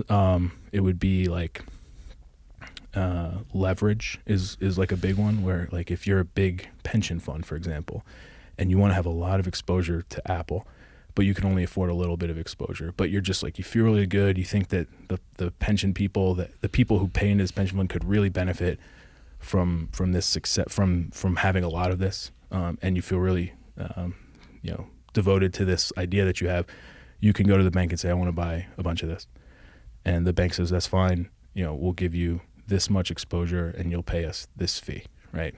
And and that's how that goes. This sounds terrifying to me. It does it? Yeah. I mean, it's the term synthetic, where you kind of own it but you don't, but somebody else does. Yeah. Are you sure you weren't involved in The Big Short? I'm sure of it. I'm sure. So, but yeah, I mean, it's just like a common way for institutional, like, I was going to say, this funds. doesn't sound like an individual transaction. This sounds like the institutional level. Yeah, this is like a bigger kind of a situation. So, was it fun? I think the people were great. I enjoyed working with. I made some friends there. I'm still friends with them. Talk on text all the time. Not, necessarily my life's passion. We talking suit and tie in front of one of those crazy terminals that has like the 6 monitors. Yeah, it's a Bloomberg terminal. Yep. Which is pretty cool because, I mean, you have access to information that you otherwise wouldn't, right? Like literally any news story, you can find it. And it's just a cool thing to have. But yeah, look, I think it was a great opportunity for me, right? To learn about the markets, to learn about the economy, to save money for my family, like put money in the 529, pay the mortgage down. What's a 529? That's the savings account for, like, college savings account for a kid. So yeah, it was. I think it was a good 3 years. Yeah, I didn't see myself doing it forever and ever. I also felt like there's a sense of relevance and pride that you get from service. Yeah, certainly in the military, that I miss. And I think that's actually one of the things. And I'm making an assumption here for other people, but I say it, having lived through it myself. I think it's one of the toughest things to deal with. Yeah, yeah. I think finding that should be the mission of every veteran once the veteran leaves, right? Finding a sense of relevance. And it can be nested in any mission, right? You don't have to serve in the military to feel like you're moving the ball forward in your life. And maybe moving the ball forward is for your family, right? Maybe it means being a great dad and a great husband. It can mean many different things for many different people. But I think having a mission, right, and being goal-oriented, as the military requires you to be, is one path to happiness, right? And to sustaining a sense of, like, I'm doing good things even if I'm not wearing the uniform. Some people go back into the service, right? Good for them, right? Yeah. I don't know that that's necessarily. Sometimes it's not good for them, though. Yeah, exactly. I have a buddy who got out and was pursuing other things, and I have to make an assumption based off the actions that he took, but he decided to come back in and ended up losing his life in his first combat deployment. And I look at that, and it's just like, fuck, man. Like you'd gotten out. You'd started taking steps in a different direction. Mm-hmm. And at the end of the day, I just wish he was still here. I understand the decision that he made, but it's tough. That relevance piece. He and I had brief conversations, and it was they were a good amount of time before he made that decision to get back in, though. And a lot of the times we talk about, I miss it. You still feel that calling. Or the one that I think will hang guys and gals up is, well, I didn't do enough. Mm-hmm. It's like, well, what is enough? First off, is enough you got to lose a limb? Yeah. Is enough that you have to leave with a TBI? I mean, what's the metric here that we're trying to use? And again, if people want to get back in, by all means do so, but maybe take the time to identify and assess the exact reasons that you want to do so, because enough may not be possible. And you might have to come to grips with that. I think the military, what's the word? I think that there are a lot of people who are interested in joining the military, who gravitate to the military, who will never feel that sense of satisfaction, right? It's always going to be, what's the next thing? What's the next thing? What's the next thing? I've fallen victim to that. I mean, in my story, I deployed 3 times so that I can get to Afghanistan on the 4th time, right? Yeah. I still don't feel like I've done enough, right? And I never will. And that's a blessing and a curse, right? Drive can drive you to do great things, and it can drive you into a ditch too. It can also rob you of all happiness. Absolutely. I mean, if you're never satisfied, right? Because you never feel like the bucket or the glass or whatever metaphor you want to use is full at all. Yeah. You'll arrive at the end of your life with, I would imagine, a sense of regret, never taking the time to actually enjoy what you were able to accomplish. Exactly. And I can say on Wall Street, I've seen some people who stay there not because they feel like it's a fulfilling line of work. Some people do, and that's great. Like, do what makes you passionate and makes you happy. But there are definitely some people in that line of work who are there because they know they're being compensated well and won't be compensated as well elsewhere. And so they sort of say to themselves, well, when I'm 55, I'll live my life. Like, I'll just rack it up now, and then when I'm 55, I'll have a great life. That's not me, man. Right? Like, that to me sounds like a prison sentence. I also wonder how often that actually plays itself out. Probably never, right? It's a nice idea, but I think it's an excuse, right? And I don't think anyone should ever have to force the square peg into the round hole, right? Like, you got to find what makes you tick, and you've got to love it, and you've got to go and do it. I don't miss the 5:30 bus to Manhattan. I get up, and I get to spend a lot of time with my family, right? And there are things about running for office that are suboptimal, right? It's not glamorous at all, and I don't relish this idea of public service. And certainly my wife doesn't, right? The idea of being sort of on the firing line, right? Raising your hand. And this isn't 30 years ago. People are pretty polarized. People don't like you just because you're of the different political tribe. So which is idiotic, by the way, in my opinion. I'm with you. I mean, you look back in the 70s and 80s, Congress was like 75% vets, right? And you had it really? Yeah. I did not know that. Yeah. I mean, makes sense, right? A lot of World War II veterans coming of age. Oh, yeah, okay. Ton of veterans. So you had this golden era, in my opinion, of compromise, because people weren't saying, oh, you're a Republican, oh, you're a Democrat. They were saying, you're an American, right? You were willing to put yourself on the line in service to your country.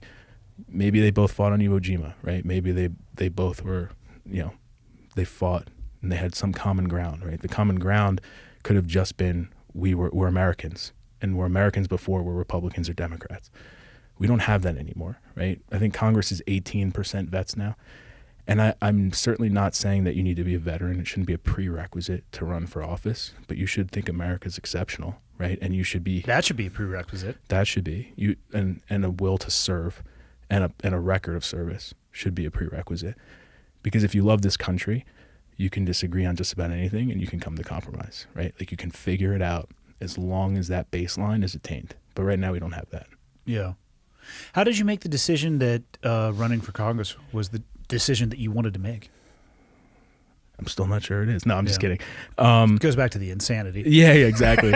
At some point, I'd imagine you started broaching conversations with your wife. It's like, so. Yeah. Hypothetically, what would you think about, I don't know, running for Congress? Yeah. That was a tough one, right? Because it seems like in the modern era, she's going to get drug into this as well, as is your family. Because it's like there's no boundaries. There's no boundaries. This was a circuitous route for me. When I think about why I joined the military, it had nothing to do with anything but like serving your country in a time of war and needing to do that, feeling like a vocational requirement to do it. You don't tell someone who wants to go be a priest that you shouldn't do it. That guy's going to regret it for the rest of his life. And in a similar fashion, I feel like if someone had prevented me from military service, it would be an eternal regret. I'd have to live with that going to the grave. You know, in deciding whether public service was something that I should endeavor into, it was not something on top of my mind until a few years ago. I ended up at Georgetown, as I told you, which is in Washington, D.C. Took some leadership roles in some of the clubs at school and like tried to be useful, right? Use the leadership skills for what they were worth. And I would get feedback like, wow, you do a good job. Have you ever, I guess in Washington, the next part of that is like, have you ever thought about running for office, right? Like that was not an unnatural. Sounds like a very Washington thing to say. Yeah, right, exactly. And at first I just thought I was like faking the funk, right? And just like tricking these people into thinking that would be something I could do. And I never had any real interest in doing it. And you keep hearing that. And then I met a guy named Rob Collins. He's my mentor down in D.C. Just happened to meet him through a Georgetown event. And he's, you know, he was Eric Cantor's chief of staff, and he's been around the block as far as Republican politics go. And, you know, he was the first one to say, like me, you should think about running for office. And that was something I deeply respected because I respected his opinion. He's always very gracious to me, still is. And then we started talking about like, well, like, do you run for dog catcher first? And like, do you work your way up? And, you know, he always thought, you know, he basically sat me down. He's like, what are the things that you care about? And everything I talked about, he's like, those are federal issues, right? Do you want to run for mayor? Do you want to be a council person in your town? It doesn't sound like it, right? It sounds like the issues that get you going, that make you tick, are issues that are federal in nature. Why try to lie to people by saying that you want to run for mayor, right? Like, why do the stepping stone route when people will see right through you? Just go for it. And that was years ago. I'm going to cough, sorry. Go ahead. People cough. It happens. Yeah, it is, especially during these times. But I'm good. Yeah. So, you know, I took that advice to heart and then kind of put it away and didn't think about it for a while. Went to Bank of America, started working there. And then 2020 happens. And by 2020, do you mean the pandemic? 2020, the elections. Got you. Yeah. Also the pandemic. We're both right. Right. And I think I can't even fucking remember how long we've been stuck in this pandemic. It's crazy, man. And to be honest, I'm trying to forget any election cycle because I know in like a year from now it's going to start up again, and quite frankly, I'm not ready for it. Yeah. I just was so exhausted by hearing about it. Well, in New Jersey we have elections every year, so stay away, man. That sounds great. That sounds great. New Jersey is now a flyover state. Well, I hope I can change your mind. Yeah, I mean, in having those conversations, I think that's kind of what drew me there. And then 2020 happened, and opportunity kind of, you know, arose. I think people, and I think it's getting increasingly clear, especially after you saw what happened in New Jersey this last election cycle, we have a lot of legislative victories on the Republican side. The governor's race was supposed to be an 11-point loss for the Republican, and he lost by like a couple percent, right? This was something that could have been won in a lot of people's minds had we dedicated more resources to the outcome. So, you know, you have this idea of like, oh, New Jersey's lost, it's blue. No, it's purple, man, right? Like, and there's a lot of opportunity here. The gubernatorial candidate I'm telling you about, Jack Ciattarelli, good dude. You know, he won 6 of the 12 congressional districts when you measure out like by town. 6 of those districts are won. Only 2 of them are held by Republicans. It's a 10-2 state right now. It used to be 6-6 a few years ago. But, you know, I think the last few years have been hard for Republicans in New Jersey, but I think people are starting to realize that common sense prevails. So I am not aware of what's going on in New Jersey. You said that there was some drastic changes legislatively. What reverse course or flipped? A lot of people think it's the same stuff that kind of made people reverse course in Virginia, right? Like the concepts of like parental control instead of government control, like letting parents have a choice on where they send their kids to school or whether their kids should get vaccinated, right? These are things also not COVID. Scott, it's good. These are things that I think appeal across the aisle. You don't have to be a Republican or a Democrat to say to yourself, like, I just sat through a year of my kid learning on Zoom, and some of the things that I heard are not things that I would have expected my kid would be learning. Yep. Right? Like, that's opinion, that's not fact. People are starting to wake up, I think. I think people are starting to realize that common sense should prevail. And I think that I don't want to get overly partisan here. That's not what this is about. But I do think the Republican message resonates with a lot of people, even if they're not Republicans now, because they're seeing what's going on. They're seeing the trajectory of the country. I had my dad on. I've had him on a few times. He's like 114. So he's seen a lot of changes in the left-right political system. And I don't remember if he said it on air, but in talking with him, he's basically said, he's like, I don't recognize these parties anymore. Like what a liberal used to be is apparently now not even acceptable to what a modern era liberal is. And I actually don't have a definition for that. But he also said, you know, what a conservative used to be and what that used to mean is also extremely different. So just what he has seen and the changes of his life, for me, it's actually very hard to, you know, when you say that the Republican narrative, I don't know if you use that exact word, resonates with a lot of people who aren't even Republicans. I think it's becoming a very gray definition. And That's actually, fair. I don't think a lot of people are doing a very good job of defining it. This is my one, not a political expert by any fucking stretch of the imagination. I think if I had to guess, like if you forced me to put money on a wager as to where people sit politically, I would say it's like 80% in between both parties. I think a lot of people, the common sense approach to me, like for myself, I'm very fiscally conservative and socially on some issues, liberal. I feel like I have a foot on each side. And I feel like that's a reasonable position for a lot of people. The extremes, I think, are getting farther and farther and farther and farther away. Yeah. So I don't even know what the hell it means anymore to be a liberal or a conservative. It's just like it's almost as if the definition is becoming very leaky. Yeah, I mean, for me, I think that there are a lot of things that do change, right, over the course of time. And one thing that I've always believed, and I won't speak for others, is that bureaucracy is not the answer to our prayers, right? That increased government, right, providing more responsibility and size and scope to the government has never solved any of our problems and has led to the creation of so many of them. And so for me, I think this is about ensuring that people are empowered to make as many of their own choices as they can. I think if you go back to the founding documents of this country, I think people view the Constitution and the Bill of Rights as something that grants power to the individual. Those were documents, in my understanding, that limited the power of the government. The government was never supposed to be the answer to people's ails. Yeah. The Constitution is the answer to what happens when government gets out of whack, right? The Constitution confers power to us, right? It tells us what we can do, what we are and what they to do. cannot do. Exactly. Exactly. And that's lost somehow. Exactly. Yeah. And it's tragic, right? I think the Constitution has been interpreted in many different ways and in many different styles. But I think it's in black and white there, right? We know what the government can and can't do. We know what powers we conferred to ourselves so that the government can never have them against us. And yet it seems in so many ways that there are a lot of people who would be comfortable ceding rights back to the government, even though when you look throughout the course of human history, that doesn't end well. But I also think that the government, I'm not going to go tinfoil hat. So when I say the government, I'm not talking about the supposed puppet masters. For the first time, I met a fucking crazy QAnon. People are drinking blood.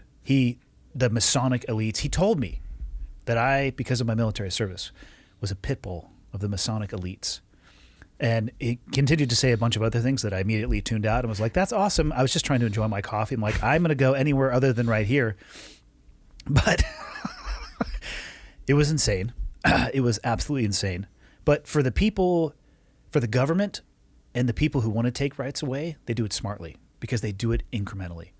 The Patriot Act is a good example of this. I believe in the general concept, and I would like to believe that it was created with the intent of protecting American citizens, but that loss of personal privacy, the amount of information that the government has, it's concerning to me.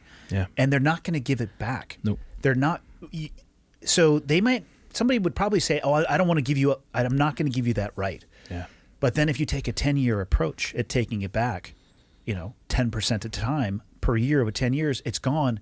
And I hope people realize once that stuff is gone, it is gone. Yeah. And I'm going to tie this into an example that people probably won't like. And I talked about this, the Kyle Rittenhouse verdict. There were people saying, if he didn't break the law, we should change the law. Listen up, motherfucker. If you think that you need to change the law there, you have to understand the cascading consequences and the impact it would have on your right to defend yourself. You might not agree with the verdict. You might not like the person who he is affiliated with. You need to trash all of that and look at the justifiable use of force. Have you ever Changing the law to suit your narrative is so dangerous in the long term that I cannot even believe that people would fathom that as an approach. Yeah. Have you ever heard of the War Powers Resolution? Yes, so there's been but a if you few asked me what was in that... I won't quiz you. So there are a couple, but 1973 is the one I'm talking about. And this is sort of in the wake of Vietnam. There was this confusion, and there shouldn't have been, right? Because the Constitution mandates, it confers power on the Congress to declare war, right? Like that's written in black and white. But of course, with what happened in Vietnam, those lines were very blurred, right? The president actually took a lot of power and made a lot of unilateral decisions without the Congress to sort of perpetuate that war for many, many years. And so in the wake of that, as it was slowing down, Congress came back and said, look, we need to codify like whose responsibilities are what. And what they came up with was there's a 30-day threshold and a 60-day threshold for you to inform us of like military forces that you're going to use in a time of necessity, right? Like we get it. You can't have Congress like very slowly deliberating whether we should go to war if there's literally a crisis that we need to deal with right now. So here's, you got your 30-day metric, your 60-day metric. You have to inform us. And after that metric, or after those metrics, like it comes to us. You bring those people back unless we've declared war, right? And from 1973 to now, Congress has never enforced that, right? They've effectively ceded away the right to declare war to the executive, right? And why do we think that is? My opinion is that Congress knows that it would be bad for their careers if they were the ones who had their finger on the switch and doing what the Constitution actually required them to do. Oh, you're talking about where the accountability would land? Exactly. So why not let it fall to the president, even though that seems pretty authoritarian to have that kind of influence on our military forces? And so I think Congress needs to take that back, right? Congress needs to be responsible for what the Constitution requires it to do. And I think that is something that we need to come to realization with, that like Congress has sort of like given up its rights, right? Which is the rights of the people, right? You have 435 members in the House and you got 100 members in the Senate representing the people, right? They should be the ones making the decisions on if those people should be going to war. And that is constitutionally what is required, and yet it's not happening. Do you actually think that the House and the Congress right now are representing the people? I think that there are a lot of institutional elites who are in office in order to be in office. They run for Congress in order to run for Congress. They like the idea of the power. I think my opponent is very much the kind of guy who's spent his entire life in Washington, right? He worked his way up from intern to speechwriter, yada, yada. Now he's a member of Congress. And I don't think that there is anything I think he would compromise any principle in order to get another 2 years in office. How long has he been in office? He's been in office for 6 years, but he's been in Washington his whole life. So his name's Josh Gottheimer. He was an intern for the Clintons during the presidency. He then became a speechwriter, and then they moved him into the private sector where he made a bunch of money, and they've kept him there, right? And eventually he ran for... Who's they? The Clintons, the establishment, in my opinion. So basically they've enabled this guy to now run for Congress, right? And every decision that he makes is not in the interest of the 735,000 people he's meant to represent. It's in the interest of raising money. It's in the interest of getting another 2 years, right? And eventually I think he wants to step into some other role. He wants to run for Senate or for governor, and he's not interested in what happens when he's a congressman. He's doing what is necessary to appease Nancy Pelosi and the Biden administration, and he's staying quiet when things need to be said, and he's being loud when he doesn't need to be because he thinks it'll get him votes. That to me is the great tragedy of what's happening in Washington, right? You don't have men and women of service. You have men and women who see an opportunity to ingratiate themselves rather than our nation, right? That to me is such a problem, and I think we need to get in there and we need to fix that. What would you do to fix that problem? I would tell people that if I'm fortunate enough to get elected, then I'm going to make some really hard choices. Then I'm going to maintain and preserve the integrity that I learned as a Marine. And if that means that I don't get elected in 2 years, then I can live with that. What I wouldn't be able to live with is being malleable in my principles and in my authenticity so that I could get another 2 years. I'm not going to sell my soul to Washington. I'm going to do what's necessary and what I think is right for the people who have charged me with representing them. And if at the end of that term they say no more, then that's okay. What wouldn't be okay is if I continued to play this rat race that everybody else does.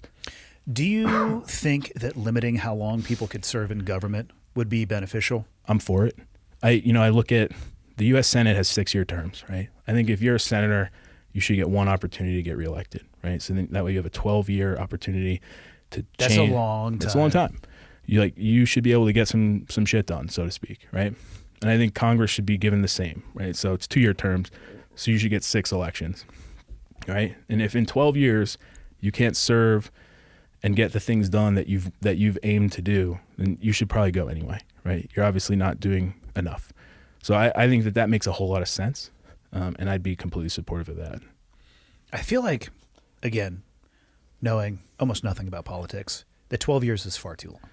What would you put it at? 8. So you get like a 6-year term in the Senate, and then you get 2 years, and you got to. We're gonna have to rewrite some shit here, okay? We're rewriting shit. Yeah. Maybe it should be a 4-year term instead of a 6. That's a long time. It's. I worry about not everybody who seeks political office, but my worry is that they're there not seeking to serve the people, as you mentioned, that they are elected to serve. And I had somebody on the podcast recently, and he described, or he made the analogy, which I think is accurate, that it seems like the political system is a vat of Coca-Cola, and you're a tooth that gets dropped into it, right? You have all this beautiful enamel, right? And it's strong, but the system itself will eat at you until you get to the point where structurally you're gone. And I think limiting how long people could play in that pool would help. I don't think you should be able to be in politics for more of your life than you have been outside of politics. I don't think that you should be able to be almost 80 and run the country regardless of political party that you are in. Mm-hmm. I think there's some changes that it would benefit the country if it were made. And it would, I don't know, almost force people to focus on that service of others as opposed to service to themselves. Yeah. I mean, you can look at just the net worth of people who, before they go into the political service, and then the net worth and the positions and the jobs and the boards and the offers, like, oh, that's so weird. Yeah. I wonder if that's tied to it at all. I wonder if those organizations had any influence whatsoever. Yeah. Yeah, I think that makes a lot of sense. I'm 100% on board with you. I think term limits are necessary. I think maybe we got to work the kinks out on how long we want that to work. But we've already agreed on 8. Let's put a pin in that one. I don't know. 8's a number that sounds reasonable to me, but I think that would be a good start. Yeah. I worry about the 2024 election cycle, especially if it goes the way that the 2021 did. And the portion of that I'm talking about is people's lack of faith in the results. I'm not sure we could tolerate another round of that. That's very alarming to me, right? Like, how do you have a functioning democracy if a large percentage of the population do not believe that their vote is being counted the same as their peer, right? In 2000, you remember Bush Gore and all the dimpled Chads in Florida. Hanging Chads, bro. Yeah, what a mess that was. Yeah. So after that, Jimmy Carter, former president, of course, he enacts a bipartisan commission. And he says, we're going to figure out how to prevent something like this happening again, because this could be, like, the Constitution doesn't say what to do in a situation like this. So we need to prevent that from happening. Yeah, because you have to have faith in the result. Yeah. And one of the big things that he came up with was, look, vote by mail is really problematic in the sense that it is indeed the most fraud-prone way to vote, and it's common sense in a way, right? Think about this: if you went and voted you to a poll, right, in person, that's which is how I've always voted. It's you casting a ballot, and that ballot is then received by the person who will eventually count that vote, or at least it will be passed on to very few people. There could be hundreds of people in the chain of custody if you're mailing your ballot in, right? Like, and whether by accident or on purpose, that ballot can be lost. So it's alarming to me in New Jersey in 2020, it was all vote by mail, right? It was mandated by the governor of New Jersey that we would all vote by mail. Is that based around the COVID protocol? Correct. Okay. Which love Dr. Fauci or not, he said, no, we can vote by mail. Like we maintain our social distancing protocols. But like we should not say that. Fauci said you could vote by mail or vote. Vote in person. Okay. Vote in person. Yeah. He said like we don't need to forego voting in person. You maintain your social distancing protocols. This is something that can be done, but it was opted by the governor of New Jersey not to do it. And I think a lot of people felt that was a political decision, right? And so that to me is alarming, right? If you're forcing everyone to vote by mail, there were provisional ballots, but those only get counted if you need them. And the only people who could actually vote in person were people with disabilities who wouldn't otherwise have been able to vote. I'm not sure why that was sort of the reason they decided to do it, but that was what they went with. And that to me is a concern, right? Because of that chain of custody that's so long, because of the possibility, the proneness of fraud for vote by mail. So that to me is alarming and something that we need to address, right? That to me, I think, solves a lot of it. I do believe that voter ID makes a lot of sense. I think it's something. What's the argument against voter ID? Disenfranchisement, right? That not everyone has an ID. So my solution to that is, look, at 18, you got a selective service card. I got a selective service card. It seems as though we're gearing toward women getting those as well. Another conversation for another day. But the bottom line is the government knows generally where you live when you're 18. And the government has this thing called a passport too, right? And a lot of people get those. Why not at the cost of the government, not at the cost of the individual? Everyone is issued a passport, right? Everyone has now the opportunity to vote. That is what you use to go and vote. This doesn't need to be difficult.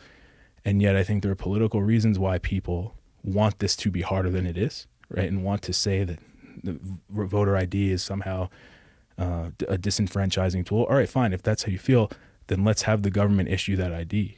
Well, what percentage of people don't have IDs?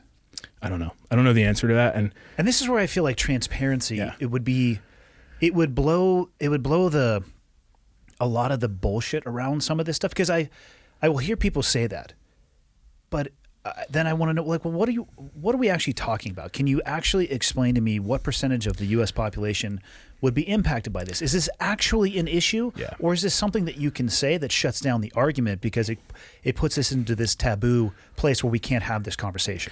I don't have the data to answer that, but what I can tell you is an anecdote that I think is important. Nikki Haley, when she was governor of South Carolina, she implemented voter ID. And it was a lot of pushback from state Democrats in the legislature. Eventually it was pushed through because she said, if anybody needs to go and procure an ID, the government will literally go and drive you and help you procure that ID and then drive you home. And she said like 25 people signed up for that.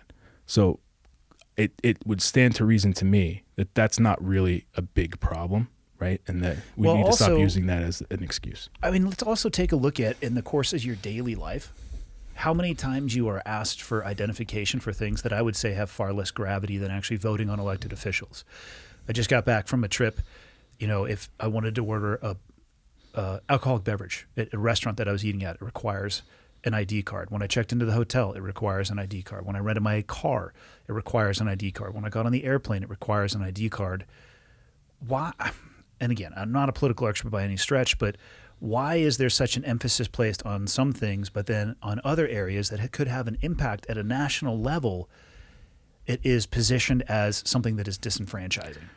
Voting is the most sacrosanct civic duty that we all do. Most people do. I think it is the lifeblood of democracy and therefore the lifeblood of America. I think it is infinitely more important than renting a car, than buying a six-pack of beer. I don't have an answer for you because I agree with you that we should have an ID to ensure that only citizens are voting in national elections. Yeah, I mean, I don't have an argument against that. And I do think that if people don't have an ID, I would love to allocate my tax dollars. That's another thing I would love to know is where the fuck my tax dollars actually go. I would like to dedicate my taxes towards a program that can get people those IDs because it could solve the problem. It's not an insolvable problem. I agree. You were supposed to answer all of my political questions. How far did we get? Like 10%? Oh, man, it depends on the topic. I wonder if that'll actually ever get changed, though. What are we talking about? The voter ID. I wonder if it'll ever actually. Well, I mean, because it's still, from what I can tell, it's up in the air depending on what state you're in. Look, I think it goes back to the conversation of what kind of people do we have in the state and federal legislatures, and are they willing to work together for the good of the people and common sense, or is this about tribalism and party? I mean, can't we just tell that based largely off the voting lines on any particular topic that comes through? Yeah, I think it's sad, right? I don't know, maybe I'm wrong, right? Like, I wasn't alive in the 60s, counterculture during Vietnam. I'm sure that was some pretty dark times for America. But, certainly in my lifetime, this is the most polarized and separated we've ever been. And that's alarming to me, right? And that's why I'm running, right? The reason that I'm running is it's not for me, it's for my kids, right? It's for your kids, it's for the next generation. Maybe we'll have grandkids one day. My kids will never live in New Jersey. Well, I won't count Montana out. This place is pretty beautiful. So. But I mean, like, that's the whole point of it, right? Why did we go and do what we did in the military? It wasn't for our own jollies. It was because we believed in a higher calling, a bigger ideal, and that ideal is the United States of America. What are your thoughts on the woke ideology that seems to be slowly creeping its way into state and federal government? I have a 2.5-year-old daughter, as I mentioned. She's in preschool now. So I'll back up a little bit. When I got home from Afghanistan, finished up the grad school stuff, my girlfriend at the time, now wife, said, look, we've been in D.C., you finished your school, we can go anywhere in the world. Where would you like to go? And the answer resoundingly from both of us, and you're going to laugh and make fun of me, was we both want to go home to New Jersey. Yeah. I love it, though. Yeah, let me know when you're done laughing. You got deep continue. family roots. I get it. And, it was about family roots, right? Like, it's nice to have grandma and grandpa nearby. For sure. And, what's not nice is the property taxes we pay. I'll tell you, we pay $15,000 and we have a 2,000 square foot home. We don't live outside of our means, but it's $15,000 every year to the government to pay to live there. It's incredible. It's the highest property taxes in the country. And why did we go back? Because of grandma and grandpa, and because, you always make this excuse, as most New Jerseyans do, well, we have the #1 school system in the country too. So, like, it's not going to nothing. We're not even sending my daughter to that school anymore. We're sending her to Catholic school. And the reason is because we're really deeply concerned about the New Jersey Education Association and the special interests that are sort of taking the focus off of the student and what the student is learning and really kind of putting it on other things. And I'm deeply concerned about critical race theory. I don't want my 2.5-year-old daughter to go into a schoolroom and learn that she was born bigoted, right? And that there is inherent racism in her because of what she looks like. That, to me, is racist, right? Yeah, when you're teaching people to look at race first. Yeah. Like, let's look at character. Let's look at the individual. All the things that Martin Luther King used to talk about, right? Like, I'm not making this stuff up. This was the discussion during the Civil Rights Movement. And the discussion was equality, right? It wasn't equity. There's a big difference. Equality is, you think about the Olympics, 100-meter dash. Everyone starts at the same line. That's our goal in a system and a society of equality. Get everyone to the same line, right? Don't make zip code the point by which you determine who should go to what school. Like, let's get people in a place where they can succeed, and let's make choice a part of that. Equity, on the other hand, is trying to get everyone to finish the race at the same time. Yeah. And it goes against the human condition. It goes against the fundamental laws and mores of our land. That, to me, is problematic. I will always fight for equality, and I will always fight against equity, because they are that fundamentally different. And I think it's an important distinction. Yeah, Jordan Peterson talks about it, right? The equality of opportunity versus the equality of outcome. Opportunity, absolutely couldn't support it more. I want everybody to have the same opportunities, but to expect everybody to have the same outcome, all that would accomplish is stifling success, right? Like, you're not gonna make unsuccessful people more successful. You're just going to make successful people less successful. Well, it also seems to somehow disregard the very in-your-face fact that human beings can gather information on their own and realize there's differences between people, whether or not we want to admit it or not. And some people are more physically capable, and some people are more intellectually capable. I'm sorry. There's a spectrum. There's dum-dums and there's Einsteins out there and everything in between. Myself, personally, I'm very close to the dum-dum side. So I listen to people that are smarter than me, which is basically every person that I meet. And I use that as a way to navigate through life. But I just don't understand the attempt to make the outcome exactly the same for everybody, given that we are all so incredibly different. I think it is the role and the responsibility of government to foster conditions for the individual to be as successful as he or she chooses to be. And that's it. And I think the minute you start to get more involved in the individual's life, that's when things go off the rails. Yeah, I don't want the government involved in my individual life. And maybe it's because I worked for the government and got to interface with some very high-level 3-letter alphabet soup organizations who people think are super high speed, but when you pull back the curtain, it's a donkey with a fly buzzing around its head. I want to be responsible for the outcome of my life. But I also do not look to the government to solve any of the problems that I have. I mean, national defense, yes, of course I want the government. And infrastructure, and of course there are some amazing things that the government is designed to do, and they should absolutely do those things, but I don't want them making decisions for me. I had a teacher, my sophomore year of high school was my English teacher, and he said something that stayed with me, and he said, he goes, I believe that the government exists to provide the things that individuals cannot provide for themselves. And he said that's a very small list of things. I think national defense is number one on that list. Yeah. We can't do that ourselves. We cannot provide a common defense against an enemy, an organized enemy from the external by ourselves, right? And so there is a perfect function that government must exist to do. So that to me those are the things that we need to be looking at for government to provide for us. And I think that we should come back to a place in our social understanding of democracy and the republic where people realize like it's on me. And yes, there are things that the government must do, but for the most part, I have myself and my family and my community to rely on. Yeah, a rugged sense of independence, not looking external for the solution to your problems. Mm-hmm. Oh, man, I would like to think that we can get there, but I have my doubts. Well, I'll do my best. What do you think would be the hardest part? I mean, so you announced your candidacy in November. When's the election? There's primary in June and November of next year. What do you think is going to be the most challenging or difficult aspect along the way? Personally?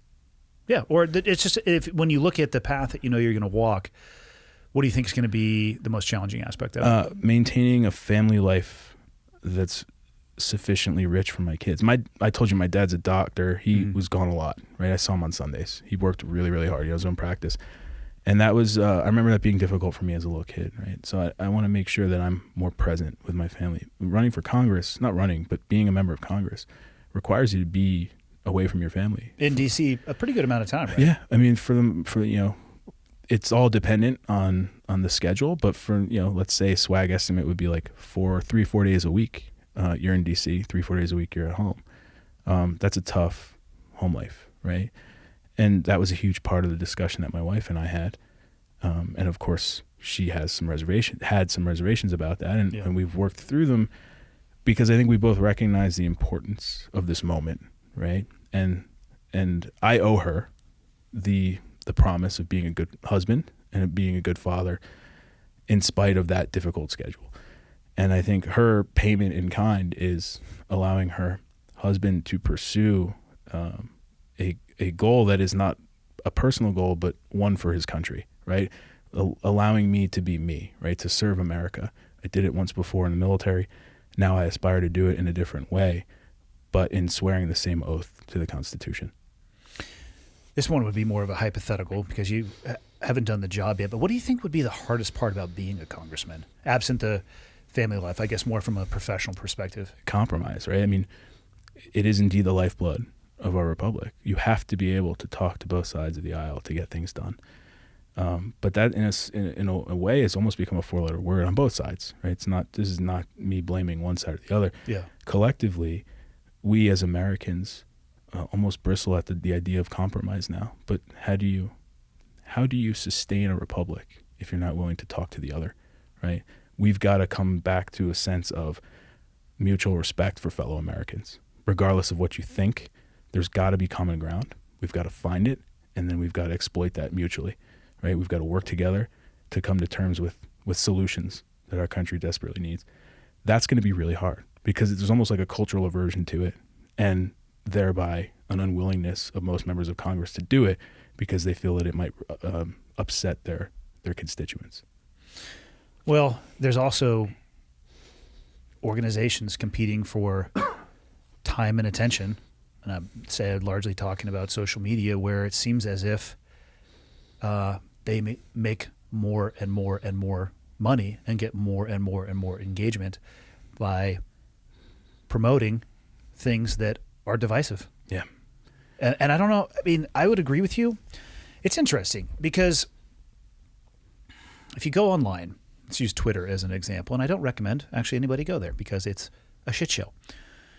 The things that I see people arguing about and the way that they choose to argue or communicate is insane. And then I have gone back and forth with people on the internet, as I'm sure we all have a little bit. And the other day I was trying to think if I had ever had a conversation in real life that was as contentious as the ones that occur online. And I realized I never have. The people that I interface with on a daily level, like we could talk politics all day long. I don't give a shit what side of the aisle that you are on. And it never degrades to the ad hominem personal attack because that's like, if you take one layer past or skin a layer off of the onion, it switches to an attack on the individual as opposed to an attack on the idea, which I think an economy ideas are great, and you should attack all of them and let the best one come to the surface. But I don't know how to bring people back closer together when a lot of the communication, and I'm as guilty of this as anybody else, comes on devices through platforms that reward the divisiveness. I don't know how to walk that back. It's completely incentivized, right? We live in a system now where we are rewarded for being trolls, right? And I think that's hard. And I think the reason that exists is because if you were to say something nasty to me to my face and you saw that made there's physical consequences. Yeah, like well, I wasn't going to say I was going to knock you out. I was going to say, like, if you said something nasty to me and it made me cry, right? You would say to yourself, "Oh, wow, that doesn't make me feel nice." Like, no way. That's like, awful. You're such a pussy. But like all that moral element, right? That feeling of there is an effect to the cause, right? Like that's the response, and I don't like that response. I don't like making someone feel that way. That's gone on social media, right? Like that's completely void of the platform. So people can say the nastiest things they want, and they have no responsibility, no need to experience or suffer the consequences of saying that.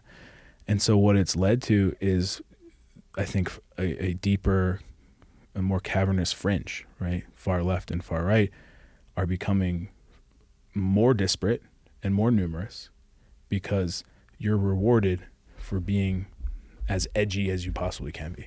Yeah. And that's tough. That's tough in a society that requires people to come together. Yeah, and the internet is a vast tool that gives you access to information, and not all of it is real. Like, not to keep going back to Rogan's podcast, but he has some amazing people on that talk about the malleability of social engineering and networks, and the fact that state actors who absolutely have everything to gain by the United States being divided are looking at these tools going, oh yeah, like why would we need to have a direct kinetic engagement when we can just sit here and just manipulate the brains and divide them farther apart? That there would be a simple solution to bring people back together, but I don't know the steps that we need to take to do so. But I agree with you. Unless that happens, I mean, who knows how fractured or how deep the fracture will go. I mean, I do think it starts with electing people who are willing to lose, right? And who are willing to say the things that are necessary to bring the republic back together, right? How much of the people in office right now would you have to flush, though, to really be able to do that? I don't know. Because what'd you say? It was 450 and 100? 435. 435. Let's say that you're able to get 35 people with that mentality in the next election.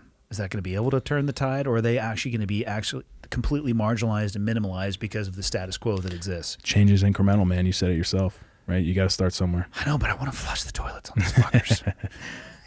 I think it requires, Baldomero Lopez, that name sound familiar to you? No. So, famous picture, the Battle of Incheon, right? The Incheon landing. Yep. In the Korean War. Was this guy a Marine? Yeah. Of course you know his name then. Yeah. It's a bullshit question. So he was a lieutenant, and there's this famous picture. Everyone's on the beach, and there's this bulkhead, and everyone is like waiting, and it's like, what do we do now? Like, because there's just rampant enemy fire. And Baldomero Lopez gets up there, and he's the first one in. He ends up dying in that battle. But it spurred all the Marines to come up and realize that we got a job to do, right? I think that's the best answer I can give you. Yeah. Did he get the Medal of Honor? He did. Some of the Marine Corps Medal of Honor citations will knock you flat on your ass. No doubt. It is. It's one of the things that I was the last SEAL team that I was attached to was SEAL Team 3, and at the entryway, the quarterdeck, nautical term for people known as the front door / foyer lobby. The gear that Michael Mansour was wearing on the roof when he jumped on the grenade sits there with his Medal of Honor citation. And there are the pictures of people who gave their life in the service of their country. And I've been to so many military installations throughout my career, but I used to always love the Marine Corps ones because it's just like every hallway has this legacy of who came before you and what it meant to them to be a Marine or to be a SEAL in Mansour's example. And it is just awe-inspiring, the level of service that some people are willing to take it to. And I mean, that goes back to our previous discussion about did we do enough, right? Because you've got guys who have done everything. Some guys give their lives, some guys don't. Everyone gives a little bit of something. But the question is, like, is what you were meant to give, did you give it? And I think guys like us will always wonder. Well, like, you'll never have an answer to that question. Right? Oh, I'll go to my deathbed questioning that for sure. Well, especially because you have the comparison to your peers. And it's, I think that will be I was going to say an immortal question, but I'm not sure that's the right phraseology, to use a pretty advanced word. Like it. Two officers talking about big words there. Yeah. but I mean, what an inspiration to see those concrete and physical examples. Yeah. And I wish there was a way to, when people would want to come and visit Team 3 or come see where I work, that's where I would start them, is right there. And like just give them some time in that room because there's some amazing stuff in there. There's Silver Star citations. There's the Medal of Honor citation. It's just like the gear there with holes in it, and it's just like take some time to take a look at what's possible when it comes to service and sacrifice as a human being. Mm-hmm. And then we'll start the tour. Yeah, there you go. You miss being a Marine? Well, actually, hold on. I cannot believe I even asked you that because I am very aware of the phrase once a Marine, always a Marine. I mean, yeah, I hear you, man. May be wearing a red shirt that says United States Marines on it right now. I only own Marine Corps shirts, yeah. What percentage of Marines do you think own red cars? Can I say more than 100? 1,000%? I mean, I was driving by Camp Pendleton. You go by the parking lot, you're like, God damn, guys, they have other colors. Not like everyone is red, but statistically much higher red vehicles on a Marine Corps basis. I had a red vehicle when I was in the Marines. Of course you did. Was it a Vet? What was it? No, it was a Nissan Pathfinder. But at least it was red. It was. It fit in with the rest of the cars in the for sure. In the lot, a sea of. Actually, you guys probably call it maroon or something like that. Church it up a little bit. I don't know what's that word. I don't know that. Yeah, red is good. I tell you what, man. I appreciate so much about Marines. One of the things I appreciate the most about them is the headspace. That everybody's a rifleman. That you are entering into a service of arms. A profession of arms. Don't be mistaken. You might be the guy carrying the gavel, but at the end of the day, you are a Marine, and it's not like that in the other services. I don't know if you experienced that in your time, but I also appreciated working with Marines. We would actually interface with them quite often, whether it be, oftentimes it was more like a blocking position perspective or going into their area of operations. And largely I would describe breaking shit and then leaving so they could clean it up. But it was, People talk about this rivalry between Navy and Marine Corps. I never honestly once felt it. Maybe a little bit pre 9/11 because absent an enemy, of course, we're going to fight each other. Yeah, exactly. But post 9/11, forget about it. Yeah, I mean, we had a real enemy, man. Yeah. The joys of being able to make fun of other service branches, I think, quickly went away. That was just, I joined, I said it in 2007, I was commissioned. So we were at war for 6 years. Yeah. I never really The experienced vision that. was elsewhere. Yeah. Yeah. So. What? But you asked me a question. I want to answer it, man. Go for it. About if I miss it. Yeah. Yeah. I've thought a lot about this. And my wife asked me, which is why I was thinking about it. I think the answer is, it depends on what you mean. Do I want to wearing the uniform? Yeah. I mean, do I have the taste or desire to like go back and do do more of it, like do another 9 years? No. Do I have a nostalgia and an appreciation for all of the moments that I got to have with those guys in that time, in that place? Yeah, I have so much nostalgia that it's painful sometimes to think about it, because I'm like, wow, what an incredible experience, and it's gone. It's fleeting. I already experienced that. I'll never have a chance to experience that again, right? That exact experience. So yeah, I miss it for sure. But that's not to say that I'm like disappointed that I left after 9 years, that I felt I should have done 20. No, I feel good. I feel good about what I did. It's fair. People, I think far too often people confuse service with the clothing that you're wearing, military uniform, fire, law enforcement, first responder. And it's, I hope that everybody in their life finds the opportunity and ability to serve something greater than themselves. Maybe it's just a community. Maybe you go down and you volunteer at a library for anything other than a service of the direct benefit of yourself. Mm-hmm. I think there is so much personal growth that comes from that, and enjoyment and satisfaction. Actually, feels a little weird to say that, but I think there is a lot of that can come from it. Yeah. You can't take things with you when you go, right? You get a finite amount of time on this earth, and you'll be judged here and up above based on how you allocated that time to others, right? I truly believe that, and that's the life that I try to live every day. Where can people find you and support what you have going on? I know you got a long road to hoe here, but I mean, I'm glad that you got the opportunity to come out here. I appreciate you taking the time. No, I appreciate it, man. I don't think it wasn't a heavy lift to come to Montana. Anytime you get an excuse to come up this way, it's super beautiful. arduous. It's totally worth it. It was amazing. So thanks for having me. But my website is nickfornj.com, nickfornj.com. You jump on there, you'll be able to see my announcement video, and you can read a bio, and you can take a look at some of the things that I believe. So if you have any interest, if you're listening now, I'd love for you to take a look. I'm going to let you close it out. Why should it be you over your opponent? Give me the pitch. Yeah, I mean, look, I think we're at a crossroads in American history, right? There's no question about it. And I think we have an obligation to decide what kind of people we want representing us in D.C. My opponent is a lifer, right? He's the guy who's been down there and stuck around there, and it's all he knows. And, in his 20s, that's what he was doing. And in my 20s, I was in Iraq, and I was in Afghanistan. And I served my country, and I was willing to die for my country, and I'm willing to serve my country again if people want me to.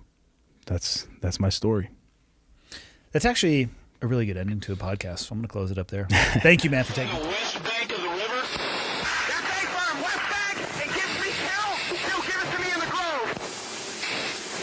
Okay, one's in from the north. I've got the west bank of the river. Two's going to give it to you in the grove. Roger, give me that gun run. Right along that bag, baby. Ladies and gentlemen, thank you. Thanks for taking the time to tune in, whether you're listening on an audio-only platform or you're watching on YouTube. I appreciate that you take the time every week to tune in.